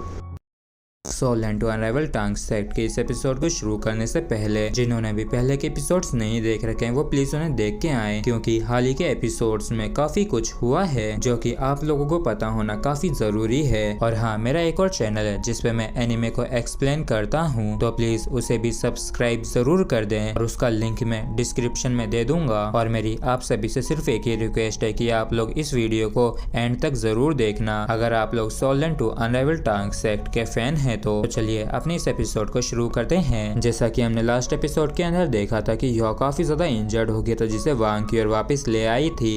इसने एब्सोल्यूट आइज को ही सप्रेस करने के लिए उस वाटर को पिया था, जिसकी वजह से इसका माउथ, थ्रोट, इंटरनल ऑर्गन सभी बुरी तरीके से जल गए हैं। और यहाँ तक कि ये हर समय मौत की कगार पे खड़ा था। और यहाँ तक कि जब ये धीरे धीरे करके मर रहा था तब इसने स्ट्रगल करते हुए मुझसे कहा कि मैं इसे तुम्हारे पास ले आऊं जिससे कि ये तुम्हारी डिसीज को ट्रीट कर सके, और अगर मैंने इसे पोशंस नहीं दिए होते तो तुम इसे अभी यहाँ पे नहीं देख रही होती। और इस चीज को सुनकर डोंगर जोर जोर से रोने लगती है और ये कहती है कि मुझे बिल्कुल भी नहीं पता था कि तुम अकेले ही कुछ ऐसे खतरनाक चीजों से होके गुजर रहे होगे, और आखिर क्यों तुमने इस बारे में मुझे कुछ भी क्यों नहीं बताया। और तुमने कहा था ना कि हर एक बाधा मुसीबत का हम साथ मिलके सामना करेंगे। और डोंगर को इतना बुरा लग रहा होता है कि इसे खुद को खून की खांसी आने लगती है। और डोंगर की ऐसी हालत को देख के बाई को काफी ज्यादा चिंता होने लगती है, जबकि डोंगर का ब्लड इस हार्ट ईयरिंग फ्लावर के ऊपर गिर जाता है, जिस वजह से ये ग्लो करने लगता है। और इस तरीके से ये दोनों लाइफ एंड डेथ का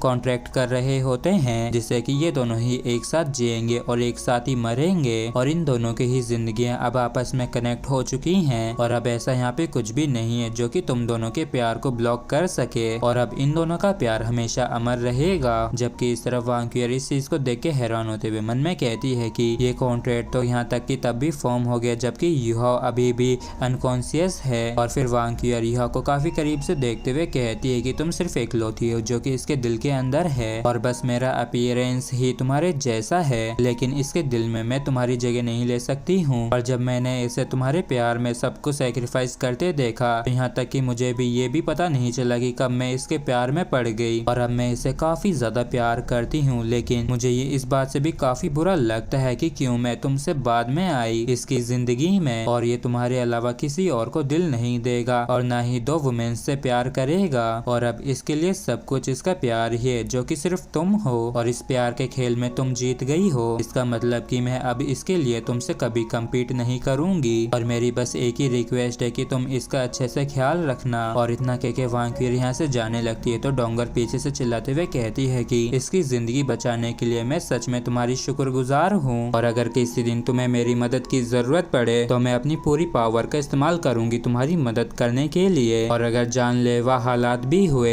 तब भी मैं डोंगर तुम्हारी मदद करने से हिचकिचाएगी नहीं। और इस बात को सुनकर वांगक्विर रोते हुए यहाँ से चली जाती है कि इस तरफ डोंगर यह से कहते हैं कि यह अब से मैं तुम्हारी वाइफ हूँ और अब इस चीज से कोई भी फर्क नहीं पड़ता है कि तुम्हारे जख्म हील होते हैं या नहीं, लेकिन तब भी मैं हमेशा तुम्हारी वाइफ रहूंगी। और असली ब्लेसिंग तो वो कॉन्ट्रैक्ट है, और मैं सच में भगवान की शुक्रगुजार हूँ जो तुम अब भी जिंदा हो, क्योंकि अगर तुम मर जाते तो मैं भी ज्यादा समय तक नहीं जी पाती। यह I love you so much. जबकि इस तरफ कोई भी एक शब्द भी नहीं बोलता है। और तभी डोंगर बाई से कहती है कि ब्रदर बाई क्या आप मेरे लिए कुछ खाने के लिए ले आएंगे, क्योंकि मैंने कई दिनों से खाना नहीं खाया है और मुझे जल्द से जल्द अपनी एनर्जी को रिस्टोर करने की जरूरत है, जिससे कि मैं यह का ख्याल रख सकूं। और इस चीज के लिए बाई भी मान जाता है। और जब एल्डर जुआन को यह के बारे में पता चलता है तो वो यह के पास आते हुए कहते हैं कि आखिर यह को क्या हुआ है। और फिर एल्डर जुआन एक और एल्डर के साथ मिलकर यह की कंडीशन को देखने लगते हैं और एल्डर जुआन कहते हैं कि ये बिल्कुल भी अच्छा नहीं दिख रहा है। आखिर इस छोटू ने अकेडमी को कुछ भी इस बारे में क्यों नहीं बताया जब ये खुद किसी ऐसी जगह पे जा रहा था, और इसने क्या सच में सोचा कि अकेडमी इसकी मदद नहीं करेगी। डोंगर इधर आओ, मैंने सुना है कि तुम्हारे अंदर किसी तरीके की अजीब बीमारी छिपी हुई है, चलो मुझे इसे चेक करने दो। और डोंगर भी इनके पास आ जाती है तो एल्डर जुआन अपने हाथों को डोंगर के कंधों पे रख के अपनी सोल एनर्जी से इसे चेक करने लगते हैं और कहते हैं कि देख के ऐसा लगता है कि तुम्हारे अंदर किसी तरीके की स्ट्रेंज पावर छिप रखी है, और यहाँ तक कि मैं भी पता नहीं लगा सकता हूँ कि आखिर वो क्या है, लेकिन वैसे तो ये किसी तरीके की डिजीज नहीं लगती है, क्योंकि अगर ये बीमारी होती तो मुझे अभी तक पता चल जाता। एल्डर जुआन, क्या आप यह की कंडीशन को चेक कर सकते हैं? प्लीज जल्दी कीजिए और उसे देखिए कि उसे क्या हुआ है। और एल्डर जुआन तुरंत ही अपनी सारी सोल रिंग्स को रिलीज कर देते हैं यह की बॉडी को एग्जामिन करने के लिए, और ये अपनी पावर से यह को चेक करते हुए कहते हैं कि ऐसा दिखता है कि इसकी बॉडी में काफी ज्यादा मात्रा में हॉट एनर्जी है जो कि इसके करंट बॉडी स्टेट के मैच की नहीं है, और तो ऐसा भी दिखता है कि उसकी लगातार एब्सोल्यूट आइस के साथ टकरार हो रही है। और इसके अलावा इसकी बॉडी के अंदर एक और चीज है जो कि काफी बड़ी मात्रा में आइस एट्रीब्यूट की सोल एनर्जी है, और इसकी बॉडी के अंदर की कंडीशन काफी ज्यादा केओटिक लग रही है, क्योंकि अभी इसकी बॉडी के अंदर दो बड़ी ताकतें हैं जो कि लगातार एक दूसरे से अभी लड़ रही हैं, और यही एक कारण है जिस वजह से ये रिकवर नहीं कर रहा है। और तो और इसके अंदर के जो इंटरनल ऑर्गन्स है वो लगभग सभी ही जल के राख हो चुके हैं, और अगर ईमानदारी से कहूँ तो इसे काफी लंबे समय पहले ही मर जाना चाहिए था, लेकिन मैंने इसके अंदर एक और पावर को सेंस किया है जिसके अंदर काफी इमेंस वाइटलिटी है, और मुझे लगता है कि ये उसी पावर की वजह से अब भी जिंदा है। और इन सारी चीजों को सुन के जुआनलाओ कहते हैं कि क्या आप इसे ठीक कर सकते हैं, जिसपे जुहांग मना करते हुए कहते हैं कि नहीं, मैं नहीं कर सकता हूँ, और मैं सिर्फ तभी इसकी मदद कर सकता हूँ जब इसको वाइटलिटी की कमी हो, क्योंकि अगर ज्यादा मात्रा में सोल पावर को इसके अंदर इंजेक्ट किया तो इसकी जान के ऊपर खतरा काफी ज्यादा बढ़ जाएगा। और सबसे सुटेबल इसके लिए ट्रीटमेंट यही है कि जैसा ये अभी है इसे वैसे ही रेस्ट करने दिया जाए। तो एल्डर जुआन कहते हैं कि ये तो काफी बुरा हुआ, हमें हमेशा इसकी वजह से इसकी चिंता करनी पड़ती है। और तभी यहाँ पे बाई आ जाता है जो कहता है कि डोंगर, रेमन तुम्हारे लिए खाने के लिए तैयार है। तो डोंगर इन रेमन्स के लिए बाई को शुक्रिया अदा करती है, और ये रोते हुए इन रेमन्स को खा रही होती है क्योंकि ये अपने आप को चुप नहीं करवा पा रही थी, और ये मन में कहती है कि मुझे स्ट्रॉन्ग रहना ही होगा, क्योंकि जब मेरे अंदर स्टेमिना होगा सिर्फ तभी मैं युहा का ख्याल रख पाऊंगी। और अगर मैंने अपनी आंखों को बंद करने की कोशिश की तो मैं उस चीज को इमेजिन करना शुरू कर देती हूँ कि युहा को कैसा लगा होगा जब उसने उस हॉट वाटर को पिया था, लेकिन मेरी मेंटेलिटी इतनी ज्यादा स्ट्रॉन्ग नहीं है। युहाओ आखिर तुम इतने बड़े स्टूपिड क्यों हो? और फिर डोंगर रात के समय युहाओ के साथ ही सोती है और जब ये दोनों एक दूसरे के साथ सो रहे होते हैं तभी वो हार्ट इयरिंग फ्लावर जो होता है उसके अंदर से रेड कलर का ऑरा बाहर निकलता है, जिससे इन दोनों के चारों तरफ रेड कलर की बटरफ्लाईज बन गई होती हैं। और फिर हमें अगले सुबह का सीन दिखाया जाता है जहाँ पे डोंगर युहाओ को देखते हुए मन में कहती है कि मैं काफी लंबे समय से इतनी अच्छी तरीके से नहीं सोई हूँ और ये अब भी सोते हुए काफी तेज आवाजें करता है, लेकिन इसके जल्दी उठने के कोई भी आसार नहीं दिख रहे हैं। और कल एल्डर स्वान ने मुझे ये टॉनिक दिया था, लेकिन मैं कैसे इसे युहाओ को पिलाऊंगी? और फिर डोंगर थोड़ी देर सोचने के बाद उस पिल को खुद खा लेती है, जिसके बाद ये युहाओ को किस करके उसके मुंह में पिल डालते हुए मन में कहती है कि तुम अभी तो यहाँ तक कि अपना ख्याल भी खुद नहीं रख सकते हो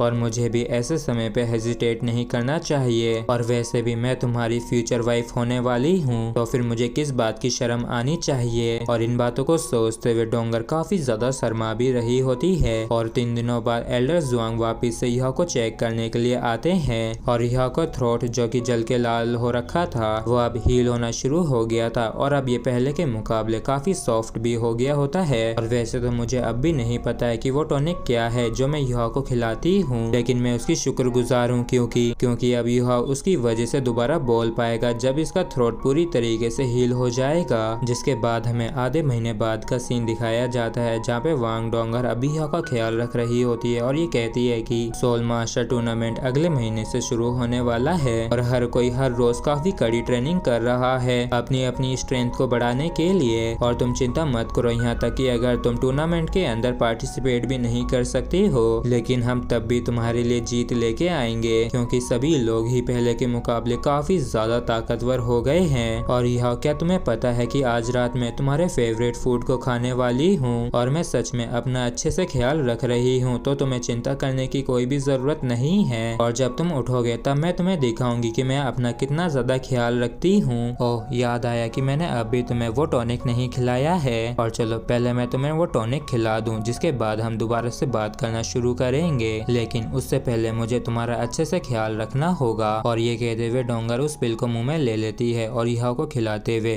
कहती है कि देर से ही सही लेकिन मैंने काफी तरीके सीख लिए हैं युहाओ को वो पिल खिलाने के, और मैंने सीखा कि मुझे अपनी टंग को इस्तेमाल करना चाहिए उस पिल को तुम्हारे मुंह के अंदर पुश करने के लिए। और जब डोंगर ऐसा कर रही होती है तभी ये युहाओ के मुंह के अंदर थोड़ी सी हलचल को महसूस करती है, तो ये चौंकते हुए मन में कहती है कि रुको, क्या ये उठ गया है? क्या मुझे ये दोबारा से ट्राई करना चाहिए? और फिर डोंगर एक बारी और वापिस से युहाओ को किस करने लगती है और मन में कहती है कि इस बारी क्यों कोई भी रिएक्शन नहीं मिला, और इस बारी में तो सच में कोई भी मूवमेंट नहीं हुई, क्या वो बस मेरी इमेजिनेशन ही थी? और फिर ये रोती हुई आवाज में कहती है कि युहाओ आखिर तुम कब उठोगे? और तभी पीछे से युहाओ की आवाज आती है कि क्या तुम मुझे दोबारा से किस करोगी? और युहाओ की आवाज को सुनकर डोंगर काफी ज्यादा चौंक जाती है और कहती है कि आखिरकार तुम उठ ही गए। और युहाओ को होश में देख के डोंगर इससे लिपट के रोने लगती है और कहती है कि युहाओ आखिरकार तुम उठ ही गए, जबकि युहाओ कहता है कि एक बारी और दोबारा से कहो ना। तो डोंगर कहती है कि क्या कहूँ? तो युहाओ कहता है कि तुमने कहा था ना कि तुम कुछ भी करोगी मुझे उठाने के लिए, क्या तुम इस बात को भूल गई हो? तो डोंगर ब्लश करते हुए कहती है कि क्या तुम सच में अभी उसी बारे में सोच रहे हो? तो युहाओ हंसते हुए कहता है कि जब मैंने इसे सुना था तो मुझे काफी खुशी हुई थी। तो डोंगर कहती है कि युहाओ आखिर तुम्हें कैसे पता है कि मेरे अंदर एक हिडन डिजीज थी? तो युहाओ कहता है कि ये तो काफी बुरी बात हुई जो तुम्हें इस बारे में पता चला, और ऐसा दिखता है कि हमारे लौट के आने के बाद वो कुछ ज्यादा ही बातूनी हो गई है और उसे तुम लोगों को इस बारे में कुछ भी नहीं बताना चाहिए था, और मैं जो लौट के आ गया हूँ और ठीक हो रहा हूँ, क्या इतना काफी नहीं है? तो डोंगर युहाओ की बातों को सुन के चौंकते हुए कहती है कि ये तो काफी अच्छी बात है, लेकिन तुम इस बात को मुझसे छिपाना बंद करो, मैं पहले ही सब कुछ जान चुकी हूँ और मैंने सच में इस बारे में काफी ज्यादा और गहराई से सोचा। तो क्या इस बात को तुम्हें अंकल ने बताया था? तो युहाओ कहता है कि डोंगर इस तरीके से मत सोचो, अंकल ने वही सोचा जो कि तुम्हारे लिए अच्छा था, और तो और मैं भी इस चीज को लेके काफी ज्यादा गैर जिम्मेदार हो गया था, लेकिन अब जब तुम ठीक हो तो सब कुछ ठीक है। तो डोंगर कहती है कि चिंता मत करो, मैं उन्हें अपने फादर के समान ही मानती हूँ, बल्कि उन्होंने ही तो मुझे बड़ा किया है, तो फिर मैं कैसे उन्हें इस चीज का दोष दे सकती हूँ? और युहाओ ज्यादा बात मत करो और मैं तुम्हारे कपड़ों को धो के थोड़ी देर देर में आती हूँ। और जैसे ही डोंगर युहा के रूम के बाहर आती है तो ये काफी ज्यादा उदास हो जाती है और ये मन में कहती है कि फर्स्ट अंकल, सेकंड अंकल, आप लोगों ने आखिर क्यों युहा को इस तरीके से ट्रीट किया और युहा को टेस्ट करने के लिए आप दोनों ने ही हद कर दी। जबकि इस तरफ हमें क्लियर स्काई सेट का सीन दिखाया जाता है जहाँ पे टाइटन को छींकें आना शुरू हो गई थी और ये कहता है कि ना जाने क्यों अचानक से मुझे ठंड लग गई है। तो अंकल न्यूटियन कहते हैं कि लेकिन आखिर मुझे क्यों अचानक से ठंड लग रही है। और फिर हम युहा को अकेले बेड पे पड़े हुए देखते हैं और ये मन में कहता है कि आखिरकार ये कंप्लीट हो ही गया और आखिरकार अब मैं थोड़े समय के लिए रेस्ट कर सकता हूँ, लेकिन मेरे ऊपर अभी वांक्यूअर का काफी बड़ा एहसान है। तो ना जाने कैसे मैं इस चीज की कीमत चुकाऊंगा और सच में अब भी काफी ज्यादा दर्द हो रहा है और यहाँ तक कि वैसे मेरी बॉडी अब भी काफी कमजोर है, लेकिन मेरी जो सोल पावर है वो अब भी ठीक दिख रही है। और चलो मुझे जाके देखना चाहिए कि मेरी बॉडी अब कैसी दिख रही है। और जैसे ही ये अपनी बॉडी को अंदर से देखना शुरू करता है तो इसके काफी तगड़े वाले होश उड़ जाते हैं और ये काफी ज्यादा हैरान परेशान होते हुए कहता है कि क्या ये सच में मेरी खुद की बॉडी है। और यहाँ तक कि मैंने तो अपनी सोल पावर से उस हॉट वाटर को भी ब्लॉक नहीं किया था और लगभग मेरे सभी इंटरनल ऑर्गन्स पूरी तरीके से जल गए हैं और सच में इससे भी बुरा कुछ हो सकता है क्या। और यहाँ पे सच में काफी ज्यादा गड़बड़ हो रखी है और ये मुश्किल से ही उस अननोन पावर की वजह से थोड़े बहुत हील हो पाए हैं और मेरे मेरिडियंस के अंदर अब भी कुछ अननोन एनर्जीज स्टोर हो रखी हैं। और तो और यहाँ पे उस यिंग यांग पूल की सोल एनर्जी भी है और ना सिर्फ इतना बल्कि वो आइस एनर्जी भी है जिसे स्नो एम्प्रेस ने एब्सॉर्ब किया था। यहाँ पे तो सच में काफी गड़बड़ हो रखी है और शायद ये सरफेस पे ठीक दिखता हो, लेकिन अगर वो स्ट्रेंज एनर्जी नहीं होती तो यहाँ तक कि अगर मुझ जैसे 10 भी होते वो सभी के सभी ही फूट पड़ते। और यहाँ तक कि अब तो मैं अपनी एक फिंगर को भी नहीं हिला सकता हूँ। ये तो वाकई में काफी बुरा हुआ। क्या अब मुझे हार मान लेनी चाहिए? नहीं, मैं हार नहीं मान सकता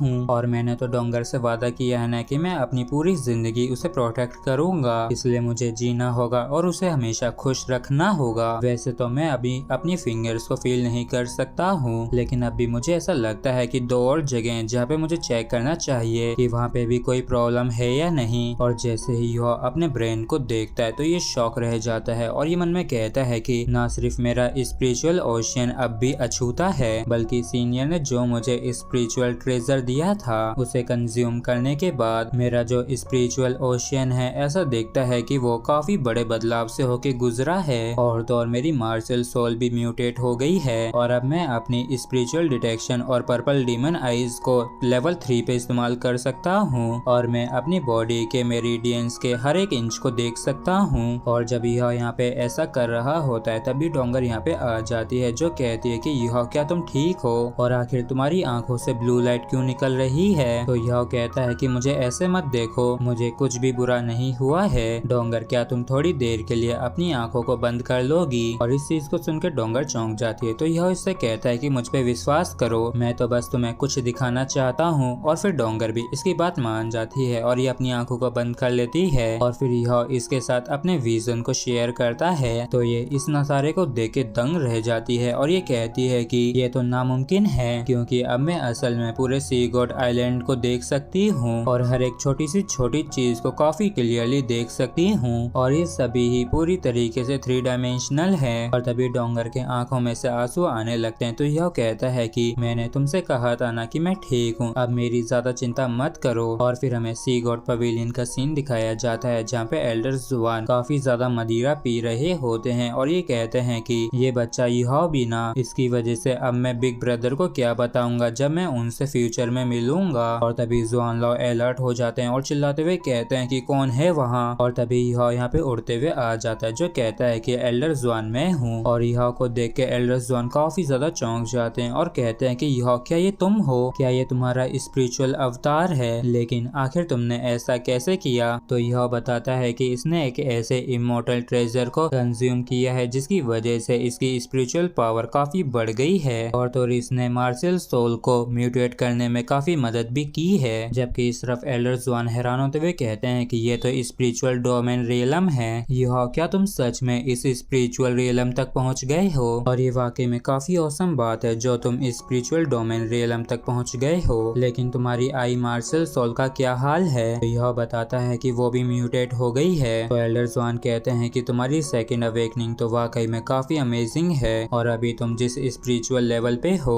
उसके हिसाब से तुम डेफिनेटली पूरे कॉन्टिनेंट के अंदर नंबर 1 हो, लेकिन अभी तुम्हारे जख्म कैसे हैं? तो यह कहता है कि ये तो काफी बुरी बात है कि वो अभी बिल्कुल भी ठीक नहीं है, लेकिन मैं अपनी पूरी कोशिश कर रहा हूँ जिससे कि मैं जल्द से जल्द रिकवर कर सकूँ और जल्दी रिकवर होने का मेरे पास एक आइडिया है, तो क्या आप इसे सुनना चाहेंगे? जिस पर एल्डर ज़्वान कहते हैं कि हाँ बिल्कुल मैं सुनना चाहूंगा। तो यह बताता है कि सबसे पहले मैं अपनी सोल पावर का इस्तेमाल करके मेरी मेरिडियंस के अंदर जो फायर एंड आइस एनर्जीज हैं उनका एक मैप बनाने की कोशिश करूंगा, और अगर मैं किसी तरीके से उस फायर एनर्जी को अपनी बॉडी के अंदर से रिमूव कर सका तो मैं पहले के मुकाबला ज्यादा तेजी से रिकवर कर सकता हूँ, लेकिन तब भी इसमें थोड़ा समय तो लगेगा ही। तो ज़्वान लाओ कहते हैं कि हाँ तुम ऐसा भी कर सकते हो और एल्डर ज़्वान कल तुम्हारे घर आएंगे रेगुलर चेकअप्स के लिए और तुम्हारी कंडीशन को भी चेक करेंगे, और हाँ याद रहे कि तुम्हें रिकवरी के लिए जल्दबाजी नहीं करनी है। जिस पे यह कहता है कि हाँ मैं समझ गया, और फिर ज़्वान लाओ कहते हैं कि ठीक है अब तुम लौट के जा सकते हो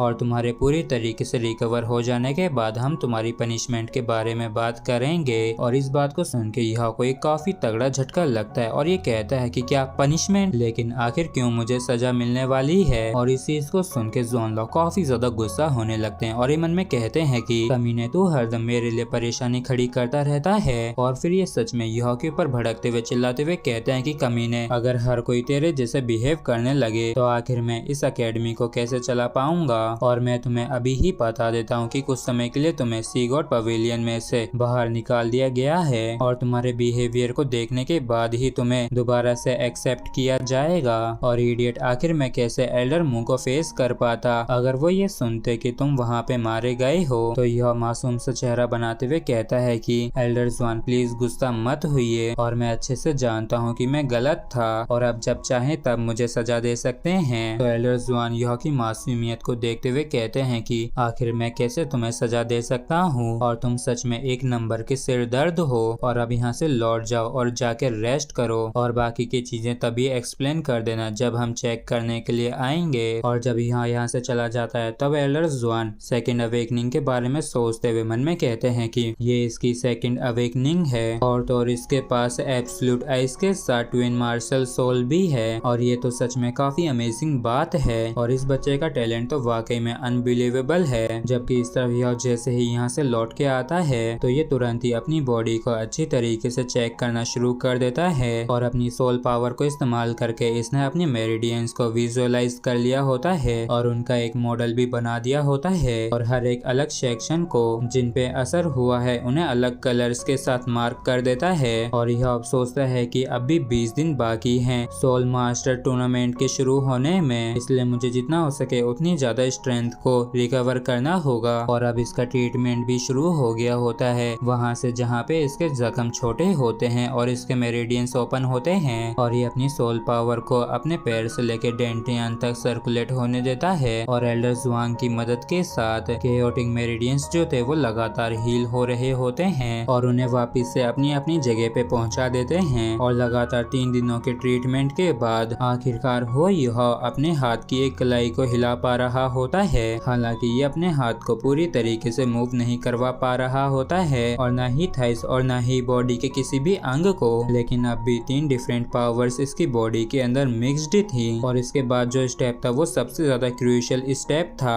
और ब्लेजिंग सन स्प्रिंग की वजह से जब इसकी बॉडी के अंदर फायर पॉइजन आया था सिर्फ उसको हटाने के बाद ही इसकी बॉडी का आगे ट्रीटमेंट हो सकता है। लेकिन अब सबसे बड़ा सवाल ये खड़ा होता है कि आखिर इससे छुटकारा कैसे पाया जाए, और अब इस चीज का सिर्फ एक ही समाधान है और वो है सर्जरी, जिसके लिए अब यह भी पूरी तरीके से तैयार होता है। और तो और इसकी मदद करने के लिए स्नो एम्प्रेस भी बाहर आ गई होती है और सर्जरी का सुनकर डोंगर की तो रूह ही कांप उठती है और यह कहता है कि मैं तैयार हूँ तो चलो शुरू करते हैं। जबकि इस तरफ स्नो एम्प्रेस कहती है कि क्या इससे हर्ट होगा, तो यह चौंकते हुए कहता है कि स्नो एम्प्रेस क्या अब तुम बात कर सकती हो, और चिंता मत करो तुम्हारे पापा हर्ट नहीं होंगे और बाद में मैं तुम पे ही डिपेंड होऊंगा। जिसपे स्नो एम्प्रेस कहती है कि हाँ पापा हर्ट नहीं होंगे। और फिर ज़्वान लाओ कहते हैं कि स्नो एम्प्रेस से कहो कि वो शुरू करे, मैं और एल्डर ज़्वान हम दोनों ही तुम्हें प्रोटेक्ट करेंगे। जबकि इस तरफ स्नो एम्प्रेस को अभी यह की काफी चिंता हो रही होती है क्योंकि इसकी छाती बुरी तरीके से जल रखी थी और एब्सोल्यूट फायर की फायर पॉइजन के सामने टिकने के लिए, जिससे कि यह की बॉडी के अंदर से इसे रिमूव किया जा सके। इसलिए स्नो एम्प्रेस अपनी एब्सोल्यूट आइस को नाइफ के अंदर इंसर्ट कर देती है, जिसे यह के ऊपर यूज किए जाने वाला था। जिसके बाद ये नाइफ धीरे धीरे करके यह की चेस्ट की तरफ बढ़ने लगता है और जब ये यह की चेस्ट की तरफ जा रहा होता है तो वांकियर इस नजारे को नहीं देख पाती है और ये मुंह फेर लेती है और ये मन में कहती है कि ये सब कुछ मेरी वजह से ही हो रहा है, यह तुम्हें मेरे लिए सरवाइव करना ही होगा। जबकि इस तरफ स्नो एम्परर ने अपनी एब्सोल्यूट आइस की पावर को इस नाइफ के अंदर डाल के यह की चेस्ट के ऊपर कट लगाना शुरू कर दिया होता है और जैसे ही ये युहा की चेस्ट को चीरती है तो तुरंत ही इसकी छाती के अंदर से काफी खतरनाक तरीके से फायर बाहर निकलती है, जिसे जुआन लाओ अपनी पावर से सप्रेस करके किसी चीज के अंदर डाल रहे होते हैं, जबकि एल्डर जुआंग युहा को सपोर्ट कर रहे होते हैं। और इस चीराफाड़ी के दौरान युहा को वाकई में काफी दर्द भी हो रहा होता है और थोड़ी देर तक ऐसे ही इसके अंदर से ये फायर बाहर निकल रही होती है और जुआन लाओ कहते हैं कि जो ज्यादातर फायर पॉइजन था वो रिमूव हो चुका है और अब बस थोड़ा सा ही फायर पॉइजन रह गया है। और तभी हम देखते हैं कि ये बची हुई जो थोड़ी सी एब्सोल्यूट फायर होती है ये काफी तेजी से आगे बढ़ रही होती है और इस चीज को देख के यह भी काफी चौंक जाता है और ये कहता है कि ये तो मेरे दिल की तरफ काफी तेजी से बढ़ रही है और लगता है कि ये फायर पॉइजन काफी ज्यादा वायलेंट हो गया है। तो स्नो एम्परर बैरियर बना के इसे रोकने की कोशिश करती है, लेकिन इसने तुरंत ही स्नो एम्प्रेस के बैरियर को तोड़ दिया होता है और इस चीज को देख के सभी लोग काफी हैरान होते हैं और कहते हैं कि ये तो स्नो एम्प्रेस के डिफेंस को डिस्ट्रॉय कर रहा है और ये लगातार काफी तेजी से इसके दिल की तरफ बढ़ रहा है। और जब ये फायर यहाँ के हार्ट तक पहुंचने ही वाली होती है, लेकिन तभी कोई यहाँ पे आ जाता है जो कि अपनी सिर्फ एक ही फिंगर से इसे टच करता है, जिसकी वजह से इसके अंदर से काफी ज्यादा एनर्जी बाहर निकलने लगती है और पलक झपकते ही एब्सोल्यूट फायर की जो पॉइजनस फायर होती है ये तुरंत ही डिसइंटीग्रेट हो जाती है। और एल्डर जुआंग कहते हैं कि यह की बॉडी के अंदर का सारा फायर पॉइजन हट चुका है और फिर हमें यह के स्पिरिचुअल ओशियन के अंदर का सीन दिखाया जाता है जहाँ पे इस फायर को रोकने वाला और कोई नहीं स्काई ड्रीम होता है और ये कहता है कि आखिर किसकी हिम्मत हुई मेरे यहाँ पे होते हुए परेशानी खड़ी करने की और यह की ब्लीडिंग को रोकने के लिए और इसके जख्मों को बंद करने के लिए यह की छाती को सुई धागे से सिलने लगते हैं और ये वाकई में काफी तेजी से यह की सिलाई बुनाई कर रहे होते हैं और ये कुछ ही देर में यह को पूरी तरीके से सिल डालते हैं। और जब यह की पूरी तरीके से सिलाई बुनाई हो जाती है तो यह को एक दो बार खून की खांसी आती है, जिसके बाद ये एकदम ठीक हो जाता है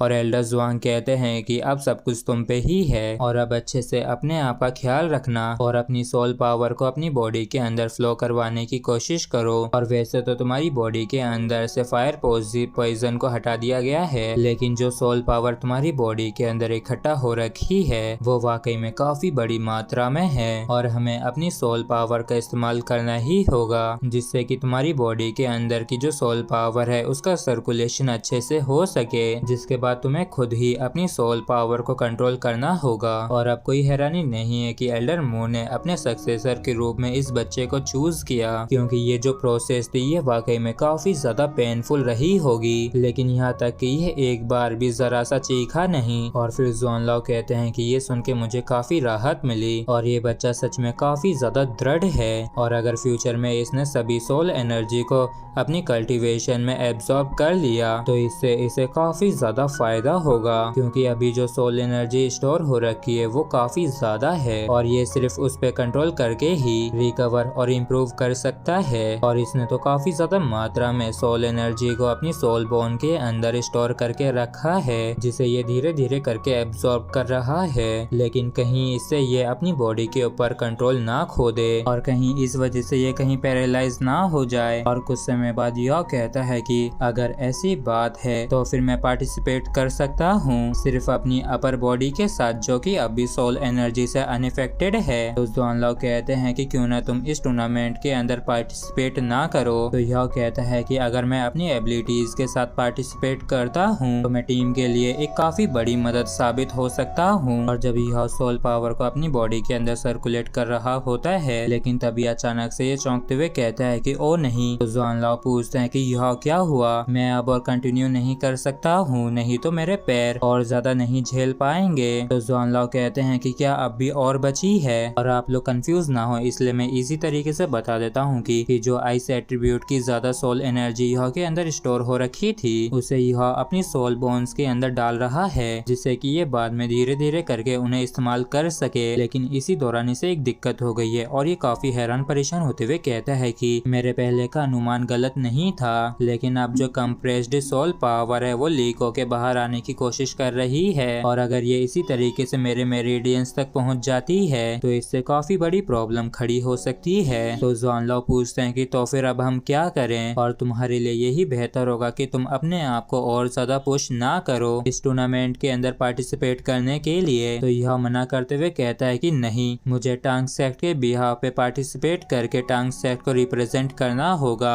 अगर मेरे दोनों पैर काफी नहीं है तो बस मैं उसे अपने सिर्फ एक ही हाथ के अंदर ऐड करूंगा। और ये मत भूलिए कि मेरे लेफ्ट हैंड में अब भी एक सोल बोन है, और वो सोल बोन और किसी की नहीं आइस एम्प्रेस की है। और फिर यह उस सोल एनर्जी को अपने लेफ्ट हैंड की सोल बोन के अंदर कंप्रेस करने लगता है, और डोंगर यही सोच के दंग रह जाती है कि यह सिर्फ अब अपने एक ही हाथ को और अपर बॉडी को मूव करा सकता है, और ये सब कुछ इसे इसी की वजह से सहना पड़ रहा है। और कुछ देर तक यह लगातार ऐसे ही लेटा रहता है, और कुछ समय बाद ये अपनी आंखों को खोलता है, और फिर ये अपनी राइट हैंड की मदद से अपने आप को उठाने की कोशिश करता है। और जब डोंगर यह की उठने में मदद करने के लिए आती है तो यह इसे मना करते हुए कहता है कि प्लीज अभी मेरी मदद मत करो, मैं ये खुद अपने दम पे करना चाहता हूँ। और जैसे तैसे करके यह बैठ जाता है और कहता है कि आप लोगों ने देखा ना कि मैंने कर दिखाया। जबकि डोंगर को अभी यह की काफी चिंता हो रही होती है, और यह कहता है कि आखिरकार अब मैं पार्टिसिपेट करके टांग सेक्ट को रिप्रेजेंट कर सकता हूँ। और ज़ॉनलाओ यह के इस डिटर्मिनेशन को देख के परेशान हो जाते हैं, और ये कहते हैं कि ये बच्चा भी ना किसी की भी नहीं सुनता है और बस हमेशा अपनी ही चलाता है। और फिर ये वापस से अपनी मदिरा पीने लगते हैं। और इसी के साथ हमारा ये एपिसोड भी यहीं पे खत्म होता है। अगर आप लोगों को वीडियो अच्छा लगा हो तो प्लीज चैनल को सब्सक्राइब और वीडियो को लाइक करना बिल्कुल भी ना भूलें। Thank you.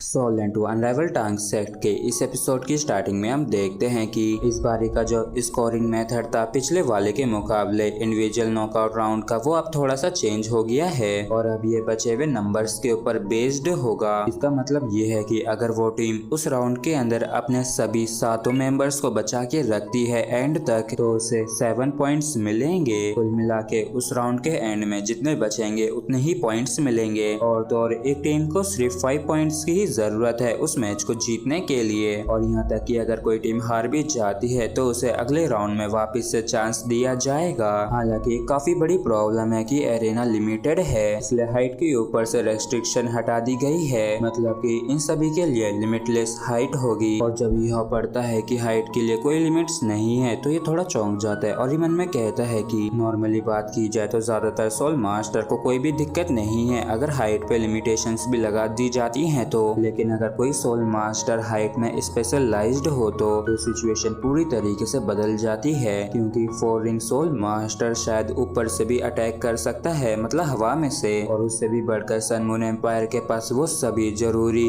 टूल्स हैं जिनसे कि वो उड़ सकते हैं। मतलब कि इन रूल्स को इस तरीके से बनाया गया है जिससे कि सन मून एम्पायर को फेवर करें, और तो और वो टूर्नामेंट के अंदर एडवांटेज में रहे। और तभी कोई इनका गेट खटखटाता है तो वांग डोंग पूछता है कि कौन है। दूसरी साइड वाला पर्सन कहता है कि ये मैं जियो जियो हूँ। तो ये दोनों ही खुश होते हुए कहते हैं कि जितना हमने एक्सपेक्ट किया था प्रिंसेस उससे जल्दी आ गई हैं। और जैसे प्रिंसेस जियो जियो अंदर आती है तो यूहाओ इनसे कहता है कि प्रिंसेस आखिर ऐसी भी क्या बात है जो आपको इतनी जल्दी मुझसे मिलने के लिए आना पड़ा। तो जियो जियो कहती है कि हो यूहाओ आखिर तुम मुझसे ये क्यों पूछ रहे हो जबकि तुम पहले से ही इसकी वजह जानते हो। तो यह कहता है कि मैं जानता ही था कि आप पक्का यहाँ पे टूर्नामेंट के नए रूल्स बदल जाने की वजह से ही आई हैं। तो जियो थोड़ी चौंकते हुए कहती कि क्या रूल्स चेंज हो गए। तो यह कहता है कि वैसे ज्यादा कुछ तो नहीं बदला है, उन्होंने बस हाइट रिस्ट्रिक्शंस हटा दी हैं, और मुझे ऐसा लगता है कि इन्होंने इसे इसलिए चेंज किया है कि जिससे कि सन मून एम्पायर की टीम को एडवांटेज मिल सके। तो जियो कहती है कि हाँ ये वास्तव में ऑर्डिनरी सोल मास्टर्स के लिए अनफेयर है, लेकिन हमारे लिए नहीं, तो फिर क्यों हमें इस चीज की परवाह करनी चाहिए। तो यह कहता है कि लेकिन मुझे ऐसा लगता है कि कम से कम हमें इस चीज की कंप्लेन तो करनी चाहिए। और मैं भी जानता हूँ कि इससे कोई भी मतलब नहीं निकलेगा, लेकिन कम से कम हम उनके ऊपर थोड़ा प्रेशर तो डाल सकते हैं। तो जीजू कहती है कि चलो इस बारे में हम बाद में बात करेंगे, और मैं यहाँ पे ये कहने के लिए आई हूँ कि हमने तुम्हारे सोल गाइड को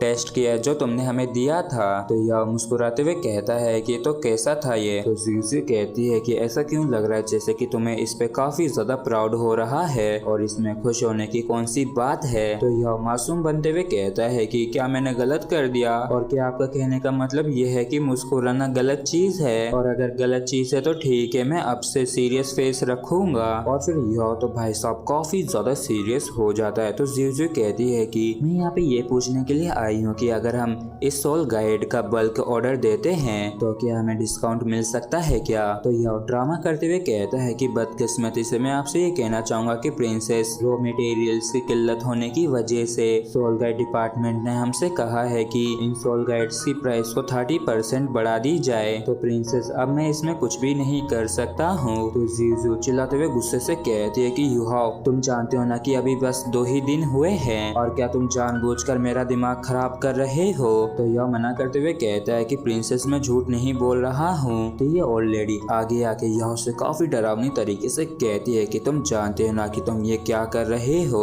क्योंकि अगर कुछ भी गलत होता है तो तुम्हें इस चीज की कीमत चुकानी पड़ेगी। और इस ओल्ड लेडी को बोलता देख यह भी थोड़ा सा घबरा सा जाता है। तो ये फिर सीधे हेड मोड में चला जाता है और काफी सीरियस उदास होते हुए कहता है कि मुझे सच में माफ कर दो, मैं खुद भी ऐसा नहीं करना चाहता हूँ, लेकिन आप तो जानते ही हैं ना कि 70% जो कॉन्टिनेंट के अंदर मेटल्स हैं वो सन मून एम्पायर से ही आता है, और उस पे उनका ही कंट्रोल है। तो फिर कैसे टांग सेक्ट जैसा एक छोटा सा सेक्ट इतने लार्ज क्वांटिटी में मेटल्स को ले सकता है। और तो और वहाँ पे किसी न किसी मेटल की शॉर्टेज बनी रहती है, और उसी के हिसाब से प्राइस भी ऊपर नीचे होती है। और ये कोई ऐसी चीज नहीं है जो कि मैं जानबूझकर कर सकूं। और यह की इन बातों को सुन के प्रिंसेस से ही घूरने लगती है। तो यह की बोलती बंद हो जाती है, और इस तरह प्रिंसेस मन में कहती है कि ये बंदा भी ना, यहाँ तक कि वैसे हमने अभी सिर्फ मोल भाव करना शुरू ही किया था, लेकिन मैं पहले ही इसके जाल में फंस चुकी हूँ। और तो और देख के ऐसा भी लगता है कि इसने गैस कर लिया था कि मैं क्या चाहती हूँ। तो मेरे पास कोई और भी चॉइस नहीं है इसके साथ सहमत होने के अलावा, लेकिन जो मैं करना नहीं चाहती हूँ उसके लिए सहमत होना भी मुझे पसंद नहीं है। और फिर जीजू कहती है कि ग्रैंडमा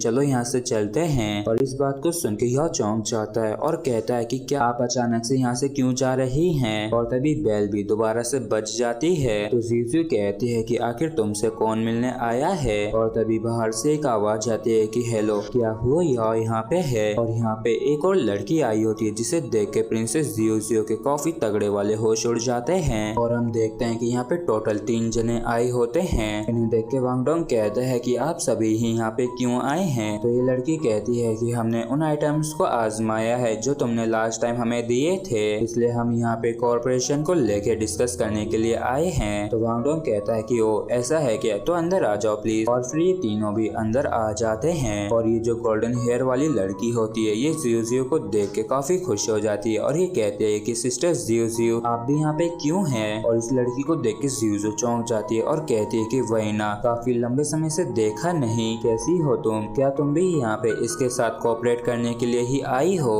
तो वही ना कहती है कि मतलब कि तुम भी इसी के लिए आई हो। तो जीजू यहाँ के ऊपर चिल्लाते हुए कहते हैं कि हो युहाओ, क्या ये तुम जानबूझकर कर रही हो। तो बेचारा यह शरीफ बनता हुआ कहता है कि नहीं नहीं, इसमें मेरा कोई भी हाथ नहीं है, लेकिन देख के ऐसा लगता है कि ये बस एक कोइंसिडेंस है, और प्लीज मुझ पे विश्वास करो, मैं एकदम सच कह रहा हूँ। और अब जब हम सभी ही यहाँ पे तो क्यों ना हम सभी ही बैठ के आराम से बात करें। तो वहीना के साथ जो ओल्ड मैन होता है ये कहता है कि लेकिन हो यह तुम्हें ये क्या हो गया। तो यह कहता है कि अंकल मो, बस बदकिस्मती से मेरा एक छोटा सा एक्सीडेंट हो गया, जिसकी वजह से अब मैं सिर्फ अपने एक ही हाथ को हिला सकता हूँ। और इस बात को सुन के वहीना थोड़ी उदास सी हो जाती है, और फिर ये ब्लश मारते हुए कहती है कि हेलो यह, मैं तुमसे कुछ अकेले में बात करना चाहती हूँ, लेकिन ऐसा दिखता है कि यहाँ पे काफी सारे लोग हैं, तो क्या हम अकेले में बात कर सकते हैं क्या। और इस बात को सुनकर यह थोड़ा चौंक सा जाता है, जबकि ये जो 2 लड़कियां होती हैं ये तुरंत ही मना कर देती हैं। जबकि वांग डोंग मन में कहता है कि आखिर तुम सभी लोग ऐसा एक्ट क्यों कर रहे हो। तो ये लड़की कहती है कि वही ना, तुम्हारी सेफ्टी के लिए इसी से कोई भी फर्क नहीं पड़ता है कि तुम इससे मुझसे क्या बात करना चाहती हो, लेकिन मैं तब भी हरदम तुम्हारे साथ रहूंगी। और फिर ये लड़की याओ से कहती है कि अगर तुम बुरा ना मानो तो क्यों ना तुम हमारे साथ हमारे रूम में आओ और बात करो, और जब हमारी बात खत्म हो जाएगी तब मैं तुम्हें यहाँ पे छोड़ जाऊंगी। और वैसे याओ बेचारा कंफ्यूज होता है इस चीज को लेके, लेकिन तभी ज़्यू चिल्लाते हुए कहती है कि इसकी कोई भी जरूरत नहीं है। क्या तुम्हें दिखाई नहीं देता कि मैं यहाँ पे इससे बात करने के लिए पहले आई हूँ, और क्या तुमने ये सुना नहीं कि जो पहले आता है उसे पहले मिलता है। तो ये लड़की कहती है कि अगर मैंने गलती नहीं की है तो आप स्टारलो एम्पायर के प्रिंसेस ज़्यू होना, और जब हम यहाँ पे आए थे तब आप यहाँ से जाने के लिए तैयार थी और आप जा भी रही थी। तो इसका मतलब ये है कि आपका इसके साथ जो भी काम था वो खत्म हो गया था, तो अब हमारी बारी है। और इस पे वैना तो कुछ भी नहीं कहती है, जबकि ये दोनों याओ से कहते हैं कि तो हो याओ, तुम्हें क्या लगता है कि अब हमें क्या करना चाहिए। तो याओ इन सबसे अनजान बनता हुआ कहता है कि मैं नहीं जानता कि यहाँ पे क्या चल रहा है। तो ज़्यू कहती है कि याओ ये बेवकूफों जैसी हरकतें करना बंद करो, और मैं उस प्राइस के लिए सहमत हूँ जो तुमने पहले बताई थी। तो तुम्हें भी अपने वादे पे अंत तक कायम रहने की जरूरत है, मतलब कि अब से तुम हमें टॉप प्रायोरिटी दोगे, और अगर तुम्हें मार्केट से रेयर मेटल्स नहीं मिलते हैं तो मैं उन्हें भी तुम्हें प्रोवाइड करवा सकती हूँ। और इसकी इन सारी बातों को वैना चुपचाप सुन रही होती है, और फिर ये कहती है कि हो याओ जो तुमने पहले हमें प्राइस बताई थी, तो हमारा हेवन डुओ एम्पायर 10% ज्यादा प्राइस देने के लिए तैयार है, तो क्या तुम हमें टॉप प्रायोरिटी दे सकते हो। और इस चीज को सुन के ज़्यू काफी हैरान होती है, और ये वैना के पर चिल्लाते हुए कहती है कि वैना आखिर तुम ये क्यों कर रही हो। तो वैना कहती है कि सिस्टर ज़्यू मुझे माफ करना, क्योंकि ये मैटर हेवन डुओ एम्पायर के एग्जिस्टेंस से रिलेटेड है, तो मैं किसी भी हालत में पीछे नहीं हट सकती हूँ, यहाँ तक कि अगर सामने आप भी क्यों ना हो। और इसी के साथ फ्रेंड्स हमारा ये एपिसोड भी यहीं पे खत्म होता है। अगर आप लोगों को वीडियो अच्छा लगा हो तो प्लीज चैनल को सब्सक्राइब और वीडियो को लाइक करना बिल्कुल भी ना भूलें। Thank you. Soul and अनराइवल Tang Sect के इस एपिसोड की स्टार्टिंग में ज़्यू कहती है कि टॉप प्रायोरिटी हमारी है, जिस पे वैना कहती है कि नहीं हम होंगे, जिस पे ज़्यू कहती है कि वैना क्या तुम सच में मेरे साथ लड़ना चाहती हो, जिस पे वैना कहती है कि सिस्टर ज़्यू ये पर्सनल तो नहीं है लेकिन मेरे पास भी कोई और रास्ता नहीं है। तो ज़्यू थोड़ी सी परेशान होते हुए मन में कहती है कि क्या हमें सच में प्राइस को इंक्रीज करने की जरूरत है, लेकिन ये सोल गाइड्स भी हमारे लिए भी काफी ज्यादा इम्पोर्टेंट है। और तभी ये बुढ़िया काफी ज्यादा गुस्से में आ जाती है और इन सभी के ऊपर अपनी पावर से प्रेशर डालने लगती है, और इस ओल्ड लेडी की पावर को देख के सभी लोग दंग रह जाते हैं, जबकि ज़्यू ग्रैंडमा यी को ऐसा करने के लिए मना कर रही होती है। और तभी यहाँ पे एक और मिस्टीरियस सा बंदा आ जाता है जो कहता है कि आखिर तुम्हारी हिम्मत कैसे हुई, और ये भी वैना के पीछे आगे अपनी पावर को रिलीज करने लगता है। और इस हाइपर ड्यूलो को देख के ये ओल्ड लेडी भी काफी हैरान होती है, और ये परेशान होते हुए मन में कहती है कि ये तो सच में मुझे भी सप्रेस कर रहा है, और इस प्रेशर की वजह से ज़्यू को प्रॉब्लम होने लगती है। तो वैना अपने सपोर्टर को ऐसा करने से रोक देती है और कहती है कि सिस्टर ज़्यू क्या सच में हमें ये करना पड़ेगा, आप भी जानती है ना कि हमें दुश्मन नहीं बनना चाहिए। तो ज़्यू माफी मांगते हुए कहती है कि मुझे माफ करना ग्रैंडमा के इम्पल्सिवनेस के लिए, और मैं भी प्राइस को 10% बढ़ाती हूँ, जिसपे आगे वैना कुछ भी नहीं कहती है। लेकिन तभी बीच में यह इंटरफेयर करते हुए कहता है कि तुम दोनों को इस हद तक जाने की कोई भी जरूरत नहीं है। और यह को बोलता देख ये दोनों ही चौंक जाती है, और यह कहता है कि तुम लोगों को प्राइस को बढ़ाने की कोई भी जरूरत नहीं है, और हमारा सेक्ट बस यही उम्मीद करता है कि हम लोग तुम लोगों की मदद कर सकें, ना कि तुम लोगों के लिए मुश्किलें बढ़ाएं, इसलिए हम प्राइस को बढ़ा के तुम लोगों के ऊपर बोझ नहीं डालेंगे। और यह की इस बात पे ये दोनों ही कुछ भी नहीं कहती हैं, और यह कहता है कि और तुम दोनों ही सोल कॉइंस और रेयर मेटल्स को इस्तेमाल कर सकती हो हमारे सोल गाइड्स को खरीदने के लिए, और अभी के लिए मैं तुम दोनों को ही 10 डिवाइन मिसाइल कैनन और मिल्क एजेंट्स को प्रोवाइड करवाऊंगा, और तो और मैं तुम दोनों को ही प्रायोरिटी दूंगा। और यह की इस बात को सुन के ये दोनों ही खुश हो जाती हैं, और ज़्यू कहती है कि तो ठीक है, क्या अब हमें डील को साइन करना चाहिए। तो वैना भी खुश होते हुए कहती है कि अब मुझे लगता है कि सब आराम से हो जाएगा। और जब ये सभी लोग यहाँ से चले जाते हैं तो वांग डोंग यहाँ से से कहता है कि यह क्या तुम टायर्ड हो? तो यह कहता है कि जब किसी का सामना अपने सबसे ताकतवर स्ट्रॉन्ग अपोनेंट से होता है तो उनके साथ नेगोशिएट करना काफी ज्यादा आसान हो जाता है। हालांकि मेरे पास भी कोई और रास्ता नहीं था ऐसा करने के अलावा, क्योंकि ये चीज हमारे सेक्ट के लिए काफी ज्यादा जरूरी है। और वैसे भी इस नेगोशिएशन से तो ज्यादा आसान मुझे तो स्ट्रॉन्ग अपोनेंट से लड़ना ज्यादा आसान लगता है। और फिर वांग डोंग पूछता है कि यह क्या तुम्हें सच में लगता है कि जंग होगी, और जब जंग होगी तब हम क्या करेंगे? और वांग डोंग की इस बात को सुनकर यह कहता है कि आज नहीं तो कल जंग होना तय है, और मेरे लिए उन लोगों को प्रोटेक्ट करना ज्यादा जरूरी है जो लोग मेरे आसपास और मेरे लिए सबसे ज्यादा इम्पोर्टेंट हैं। और अगर उस जंग से पहले मेरी बॉडी रिकवर हो जाती है तो काफी बढ़िया होगा। और फिर हमें अगले दिन की मॉर्निंग का सीन दिखाया जाता है जहाँ पे स्टेडियम के अंदर काफी लोग आए होते हैं क्योंकि ये बिग टूर्नामेंट शुरू होने वाला है। और यहाँ पे कुछ जने बात करते हुए कहते हैं कि आखिर आज तुम इतनी जल्दी कैसे उठ गई? तो दूसरी कहती है कि मैं इसलिए आज जल्दी उठ गई क्योंकि मैं पार्टिसिपेट करने वाली टीम्स को देखना चाहती थी। और देखो तो कि काफी सारे लोग आए हैं। और यहाँ पे हम टांग सेक्ट की टीम को भी देखते हैं जो कि यहाँ पे अपनी यूनिफॉर्म के पहन के आई हुई होती है। और टांग सेक्ट की टीम को देख के कुछ जने हैरान होते हुए कहते हैं कि अरे वहाँ पे तो देखो कोई चेयर पे बैठा है, क्या सच में इस बार डिसेबल्ड पर्सन भी पार्टिसिपेट कर रहे हैं? और ऐसा दिखता है कि ये टांग सेक्ट इसी जैसे बेकार लोगों से भरा पड़ा है। और तो और मुझे ये भी लगता है कि ये तो यहाँ पे बस नंबर्स को पूरा करने के लिए ही आया है। और ऐसा करते हुए ये टांग सेक्ट का मजाक उड़ा के हंसने लगते हैं, जबकि इस तरफ यॉप अपनी टीम को बताता है कि यहाँ पे टोटल 167 टीम्स हैं, जबकि 2000 के आसपास पार्टिसिपेंट्स हैं, जबकि करीब 10,000 गार्ड्स हैं सेफ्टी के लिए। और तो और ये लोकेशन सिटी के बाहरी इलाके की है। और ये एरिना भी अभी नया ही बना है। और इस एरिना का जो स्टेज है वो रेयर मेटल से बना है और इसकी थिकनेस 10 मीटर है, जबकि इसका डायमीटर 120 मीटर्स का है। और एरिना के स्टेज पे एक स्पेशल तरीके के बैरियर को सेट किया गया है, इसलिए अपोनेंट्स को स्टेज के नीचे फेंक के जीतना इतना आसान नहीं होगा, जिस वजह से ये मैचेस और भी ज्यादा वायलेंट होंगे। जिसपे जूसान से कहता है कि क्या सच में? तो मतलब कि हमें रेस्ट करने का भी समय नहीं मिलेगा।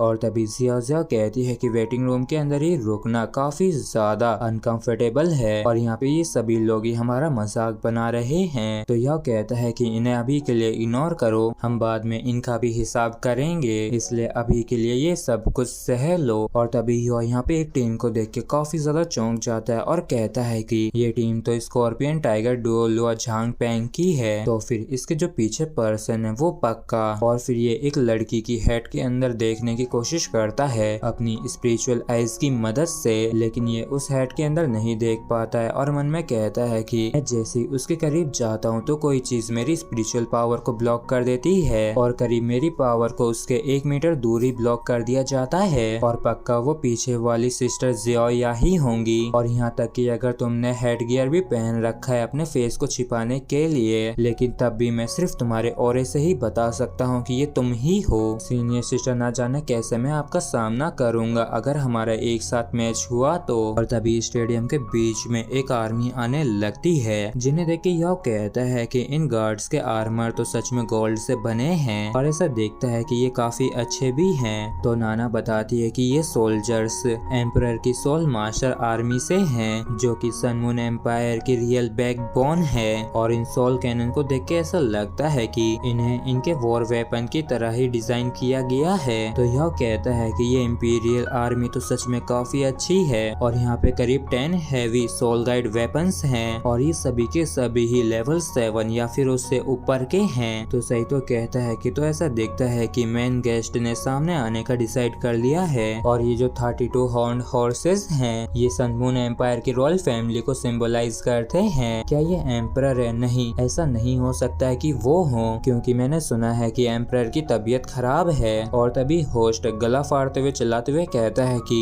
सभी लोग क्राउन प्रिंस और क्राउन प्रिंस की वाइफ का स्वागत करो। और जैसे ही यह जूजी को क्राउन प्रिंस के पीछे देखता है तो ये काफी चौंक जाता है और मन में कहता है कि जूजी क्राउन प्रिंस की वाइफ है। और लगता है कि जूजी ने क्राउन प्रिंस जू तियारेन से शादी कर ली है। जूजी, क्या तुम सच में इस हद तक चली जाओगी सिर्फ बदला लेने के लिए? और यह को ऐसे देख के वांग डोंग पूछता है कि यह क्या तुम ठीक हो? जिसपे यह कहता है कि हाँ मैं ठीक हूँ, मुझे तो अब बस जूजी के फ्यूचर के बारे में चिंता हो हो रही है क्योंकि ज़ूथियारेन के मन पे लड़ने का भूत सवार हो रखा है और अगर ये एम्परर बन गया तो जंग को शुरू होने में ज्यादा समय नहीं लगेगा। और तभी क्राउन प्रिंस ज़ूथियारेन कहता है कि अब से टूर्नामेंट को ऑफिशियली शुरू किया जाता है, जबकि इस तरफ सारी ऑडियंस प्रिंसेस जूजी के नारे लगा रहे होते हैं। और तभी एक मिस्टीरियस बंदा तेज आवाज में कहता है कि सभी के सभी लोग चुप हो जाओ। और इस आवाज को सुन के यहाँ पे सन्नाटा सा छा जाता है और इस आवाज को सुन के यहाँ तक कि याओ के भी पसीने छूट जाते हैं और ये परेशान होते हुए मन में कहता है कि ये आवाज तो